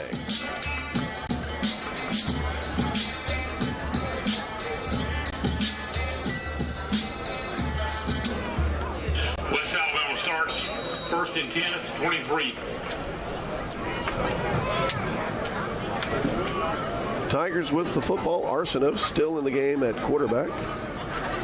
Will hand off to his lone running back, who powers ahead across to the 25-yard line and pick up a couple there from the first and 10 at the 23. Smith with his first carry. That's Tyler Smith, a senior out of Tuscaloosa. His 20th carry of the season. First this afternoon, and second down and 8. West Alabama taking no rush to get the ball snapped. 5.5 minutes now. Play clock is down to 7 as Arsenault gets set. 2 receivers left, 1 to the right. H-back to the left side also. Smith, the handoff again, will turn the corner on the right side. Gets upended by Trey Thomas at the 30-yard line, maybe the 31. So he will pick up about 6 yards there. And that leaves West Alabama with third down and a couple. West Alabama lines up on the ball with 28 seconds, but then takes their time calling in the play. Carmen Fellis, the offensive coordinator for Brett Gilliland. Play clock at 10 as the call comes in. West Alabama just running the clock down as fast as they can. 4:44 to go in the game. Smith, the handoff again. He's forward for the first down. Runs into and powers over a shorter defender all the way out to the 40-yard line. And tackled by Jeremy Richardson ended up getting him on the ground. It was Walker who took the worst of the hit as the run goes out to the 40-yard line after the 9-yard carry. And it's first and 10 for West Alabama as we approach the 4-minute mark. Started out a pretty even battle at the beginning. We were 7-6 after the first quarter, 14-6 after the half. Shorter had gotten to the 6 and the 4-yard lines on possessions, but got no points out of them. Missed a fourth down conversion as the handoff goes to the left and is stacked up. The scrum will push the pile forward for a gain of 1. They missed on a fourth down conversion at the 4, and then had a field goal block at the end of the half from the 6-yard line. And that's as close as they've been in this. Well, they haven't been anywhere near that close in the second half, I guess is the way to say it. 3.5 minutes remaining in this after the pickup of 1 by Smith. Second down, 9 to go. Line to gain would be the 50. West Alabama up 31-6. Snap back waist high. Handoff goes to Smith. He will start around the right edge again. He's clamped down there by the shorter defense. As Walker comes up, extracts some revenge. Third and 8. Barbie in the neighborhood as well. Correction, no gain, 3rd and 9. They'll say no gain on the play. I think it might have been Barbie who made the stop. And now 3rd down and 9 to go.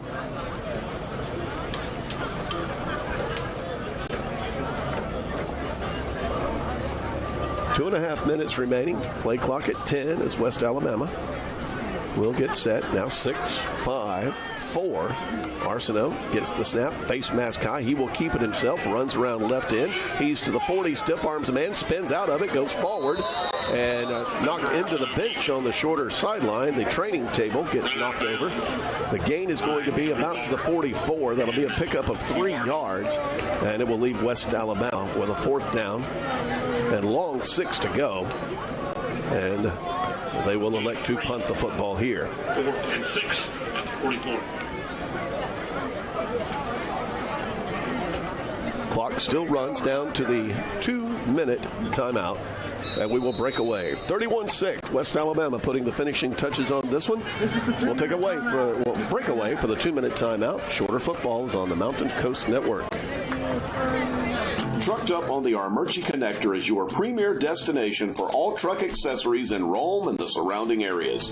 Trucked Up is dedicated to enhancing your truck's functionality and style with a wide range of offerings from truck bed liners to portable outdoor buildings, gooseneck trailer hitches to wheels and tires. They have everything you need to elevate your truck to the next level. Visit Trucked Up for top quality products, expert installations, and unparalleled customer service. Give them a call at 706-584-7687.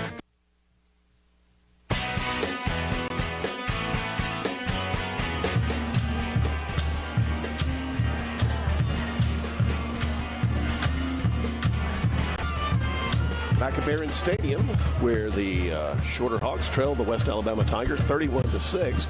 Meanwhile, at Grant Field, Bobby Dodd Stadium, Georgia Tech still leads number 4 Miami 14-10. 9:02 to go in the 3rd quarter. Of course, Reese Davis on College Game Day said it best. Miami just kind of plays with its food before it decides to put finishing touches on it. We'll see what the Canes do today. Texas up big, 42-0 over Florida in the 3rd quarter. And number 2, Ohio State shutting out Purdue 24-0 in the 3rd. West Alabama to punt. Ball will be snapped from the 44-yard line. Rugby-style kick this time to burn a few more seconds off the clock. The ball hits at the shorter 25-yard line and then ambles toward the far sideline and will roll out of bounds at the 19-yard line. So Shorter gets the ball back one more time with 1:50 left to go. And we'll look ahead to Thursday night's game at Kentucky State. Still no report from the page I was using for Kentucky State at Central State. They were 3-6 entering the day, if I remember correctly. 1:50 left in this one. Shorter with an empty set. The ball is on the left hash. 2 receivers into the boundary. 3 receivers split out wide to the right side. Brown standing inside his 15, gets the snap, numbers high. He's going to take it himself, runs forward, eludes a tackle at the 20-yard line, races ahead. He is up to the 31-yard line before West Alabama gets him down, and that'll be a 1st down run for Josh Brown. Looked like a straight quarterback draw. Same formation. Brown back to pass. Has to roll to his left this time on 1st and 10 from the 31. There's a flag. And Brown will run out of bounds and run into the 1st down marker across the way. The chain man did not drop it, and Brown ran into it.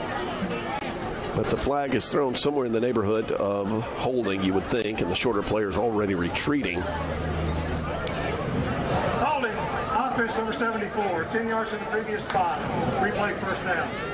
You hear the words of David White, the referee. And that is the first penalty of the afternoon against Shorter. Brown was close to the 1st down on his run.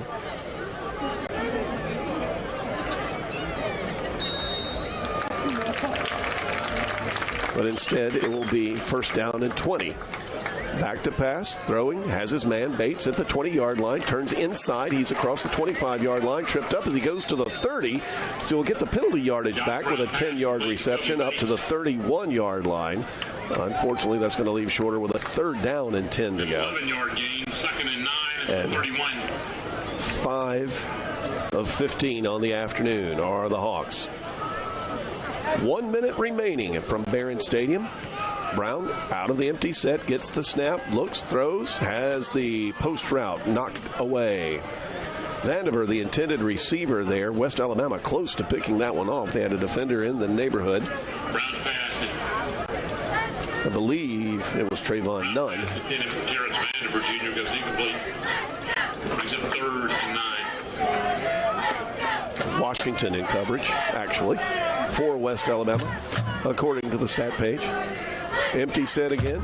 Brown back to pass on 3rd down and 10. He will throw, has his man. They didn't change the down marker. Was that 4th down? Did I miss one? Anyway, the pass is complete as Bates. He is forward. He get to the 36-yard line. Now, that was 3rd down. I just got off track. So it's 4th down now and 4 to go. And Shorter will have to go for it. 30 seconds remaining. You hear a couple of the fans saying go for it. Shorter's just going to let the clock run down. The play clock is at 18. The game clock is now at 20. There is a 4-second discrepancy. Shorter technically wouldn't have to snap again, or they can wait, call timeout, and try some sort of Big Ben type play. It's 4th down and 6. The clock at 5, 4, 3. And Shorter will call timeout. They had all 3 of them remaining. Actually, they don't call timeout. I heard the whistle, and I thought it was a timeout call. It's just a delay of game, so they just bleed it down to 3 seconds, and Shorter likely will snap this one and take a knee, even in punt formation.